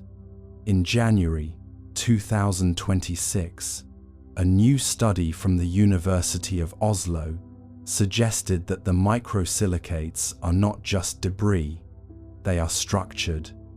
Under an electron microscope, they appear to be microscopic lattices designed to hang in the upper atmosphere for decades. They act as a filter. They change the way starlight reaches the surface. They are a tool for geoengineering on a galactic scale. The warning in the ice was not that the traveler was coming to hurt us. but that the traveler was coming to change the light. It is a quiet, alarming thought. We are currently living under a sky that is being subtly altered by an object that is already moving away from us. The humor is found in our arrogance. We argue about carbon emissions and plastic in the oceans, thinking we are the only ones capable of altering the planet. And yet, 3i Atlas can change our climate simply by passing through our orbit and shedding a few kilograms of dust. It is a dry, ironic understatement to say that we have a lot to learn about planetary management. We are like toddlers playing with blocks while an architect moves the walls around us. We are so busy with our own noise that we miss the signal that was sent 12,000 years ago. Think about the dates. September 2025 was the revelation in the ice. October was the alignment. And now, in January 2026, we are realizing that the return is almost over. The window of observation is closing. We are left with the evidence, but we have missed the opportunity to ask the question while the guest was still in the room. It is the feeling of waking up just as the sun goes down. A soft, lingering regret. Where are you listening from tonight? Is the night air clear, or is it thick with the haze of our own making? As you lie there, think about the dust that is even now drifting down through the atmosphere. Invisible, weightless, carrying the chemical signature of a place we will never visit. Tell me if the air feels different to you. Tell me if the moon looks a little more silver than it did last year. Share your observations in the comments. It is a way for us to build our own ice core, a record of what it felt like to be alive when the ghost returned. The great silence is coming, but for now, we have the weight of the realization. We have the proof that we are part of a cycle that is much larger than our civilization. 3i Atlas is a reminder that history is not a line, it is a spiral. We come back to the same points over and over again, each time with a little more technology and a little less memory. The warning in the ice was a gift of perspective. It was a chance to remember that we are not the first ones to see this light, and we will not be the last. As your breathing slows, let the weight of the 12,000 years settle over you. Feel the cold of the Antarctic ice. Feel the silence of the layers. You are a part of that record now. Your life is a tiny, warm pulse in the long, cold history of the Earth. You are the one who is awake to read the fine print this time. You are the one who knows that the premiere was actually a revival. It is a heavy, comfortable realization. You don't have to save the world. You just have to witness it. What if the next layer of ice, the one being formed today, is the one that tells the story of our reaction?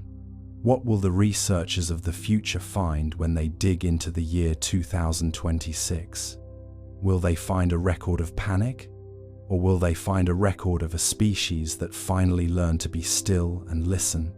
The countdown to the final exit is nearing its end. 3i Atlas is heading back into the dark, leaving us with our telescopes and our ice cores and our questions. Do not be afraid of the warning. The warning is just the universe's way of saying, I am still here. It is a reassurance of continuity. The guest star has come and gone, and the Earth is still spinning. The sun is still burning, and you are still breathing. It is a beautiful, quiet ending to a chapter we didn't even know we were in, but that was only the warning. There is one final state, the one that follows the noise and the revelation, the state where the words stop and the rest begins. Let us go further into the final act. Would you like me to tell you about the great silence, or the way the light looks when the traveler is finally out of sight. The story is closing, and the rest is waiting for you. Close your eyes. The ice is deep. The dust is falling. The warning has been delivered, and you are safe. Let us go further. Act 10. The Great Silence. The visitor is moving away now. The light from the sun is hitting its back, and the shadow falls behind it, stretching out into the deep, cold reaches of the outer solar system. By December 2025, the high-resolution images began to blur. The sharp planes and geometric mirrors are dissolving back into the velvet black of the interstellar void. It is leaving with the same indifference with which it arrived. It does not look back at the pale blue dot it just momentarily eclipsed. It does not wave. It simply continues its hyperbolic trajectory toward the constellation of Pegasus, a nomad returning to the nomadic life. The Great Silence is not a lack of sound. It is the return of the universe to its natural state of equilibrium. Do you remember the dates? The middle of July, the end of October, the long, contemplative nights of November. The way the light curved over the horizon of the object as it performed its slingshot around our sun. The way the Sumerians drew the sky with that extra, reaching limb that we finally understood too late. It is all fading now. The math is dissolving into the dark. The complex tensors, the thermal anomalies, and the gravitational deviations are being filed away in archives that no one will look at for another 100 years, or perhaps another 12,000 years. If a star falls and no one is awake to see it, did it ever really fall? Or did the universe just blink while we were busy dreaming? There is a final, dry irony in our current situation. We have more data on 3I Atlas than on any other object in history, yet we know less about it now than we did when it was just a smudge on a digital sensor in July 2025. We have measured its speed, its mass, and its albedo, but we have failed to measure its soul. We are like people who have memorized the weight and dimensions of a book without ever learning how to read the language inside. It is a quiet, scholarly defeat. We are left with a mountain of evidence and a desert of understanding. As the hum of the world retreats and the walls of your room become as vast as the heliosphere, remember that you are part of the alignment. You were here when the handshake happened. You were awake for the brief, impossible microsecond when the Earth stood between the sun and the visitor. That alignment was not just astronomical, it was personal. You were the eyes of the planet. And now, the visitor is gone. The silence that remains is not empty. It is heavy. It is full of the weight of what we now know, even if we cannot find the words to describe it. What if it didn't just pass through? What if it left something behind, in the high orbit, where the satellites sleep and the air is too thin to breathe? A lingering resonance, a quiet frequency that matches the 7.83 Hz of our own atmosphere. A thought that was not there before the summer of 2025. The sentences of our history are incredibly long, spanning epochs and ice ages, and this visit was just a comma, a brief, necessary pause for breath before the next long climb into the future. The orbit of tomorrow is a long way away. It is a distance we cannot measure in kilometers or astronomical units, only in the slow, steady, and rhythmic pulse of our own hearts. Think about the silence of the telescopes. One by one, the great eyes of Earth and space are being turned away from 3I Atlas. The James Webb Space Telescope is pivoting toward a distant nebula, the Vera C. Rubin Observatory is scanning for the next threat or the next miracle. The attention of the world is shifting back to the local, the political, the immediate. We are returning to our small worries, but the visitor is still there, moving at 60 kilometers per second into the dark. It is a ghost ship, sailing away from a port that didn't know how to welcome it. The humor is found in the stillness. We expected a climax. We expected a revelation. We expected the mask to be removed. But the universe does not owe us a finale. It only owes us the facts. And the fact is that 3I Atlas came, it saw, and it continued. It is the ultimate expression of no comment. It is a dry, cosmic understatement. We are left standing on the pier, watching the lights of the ship disappear, wondering if we should have said something more, but there was nothing more to say. The alignment was the message. As your breathing slows and your limbs feel heavy and warm, let the great silence wrap around you like a blanket. It is a safe silence. It is the silence of a house after a guest has left, where the air still holds the faint scent of something foreign and exciting. You don't have to analyze it anymore. You don't have to track the trajectory. You don't have to worry about the timing. The event is over, and you survived it. You witnessed it. You are a part of the record now. Where will you be in 12,000 years, when the microsilicates of this visit are buried under a new layer of ice? Your atoms will be scattered across the planet. Some will be in the trees, some in the oceans, some in the breath of a creature not yet evolved. But the fact that you were here in January 2026, watching the great silence descend, is an immutable fact of the space-time continuum. You are a permanent feature of the universe's memory. Tell me, as you drift toward the final threshold of sleep, do you feel the lightness of the silence? It is not the silence of death, but the silence of rest. The traveler is resting in the dark. The sun is resting in its gravity, and you are resting in your bed. We are all synchronized in this moment of repose.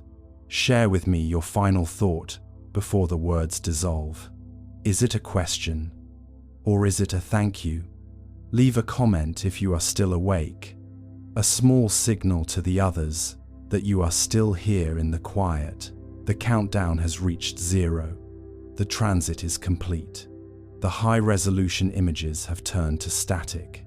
The radio pings have faded into the background radiation of the Big Bang. We are back to being alone, but it is a different kind of alone. It is the loneliness of someone who has seen the truth and knows that it is too big to share. It is a comfortable, secret knowledge. Listen to the pauses between my words. They are getting longer. They are stretching out, mirroring the distance between 3I Atlas and the Earth. The space between thoughts is where the truth lives. It is in the gaps. It is in the shadows. It is in the things we don't say because we don't have the language yet. By March 2026, the object will be beyond the orbit of Neptune. By 2027, it will have left the heliosphere entirely, entering the interstellar medium. It will be a nomad once again, traveling for another 200 million years before it finds another sun, another planet, and perhaps another listener. Will they be ready for it? Will they have read their ice cores? Or will they be just like us, surprised by the arrival of a ghost they didn't know they were expecting. The great silence is the final gift. It is the space we need to process what we have seen. It is the room we need to grow. Do not be afraid of the quiet. The quiet is where the patterns settle. The quiet is where the warnings are understood. The quiet is where you finally find the rest you have been seeking since the summer of 2025. Close your eyes now. The visitor is a speck. The speck is a memory. The memory is a dream, and the dream is yours to keep. The earth is spinning. The stars are watching, and you are exactly where you need to be, in the center of the silence, in the heart of the orbit, in the safety of the dark. The great silence is here. Close your eyes and drift with the orbit of tomorrow. Good night.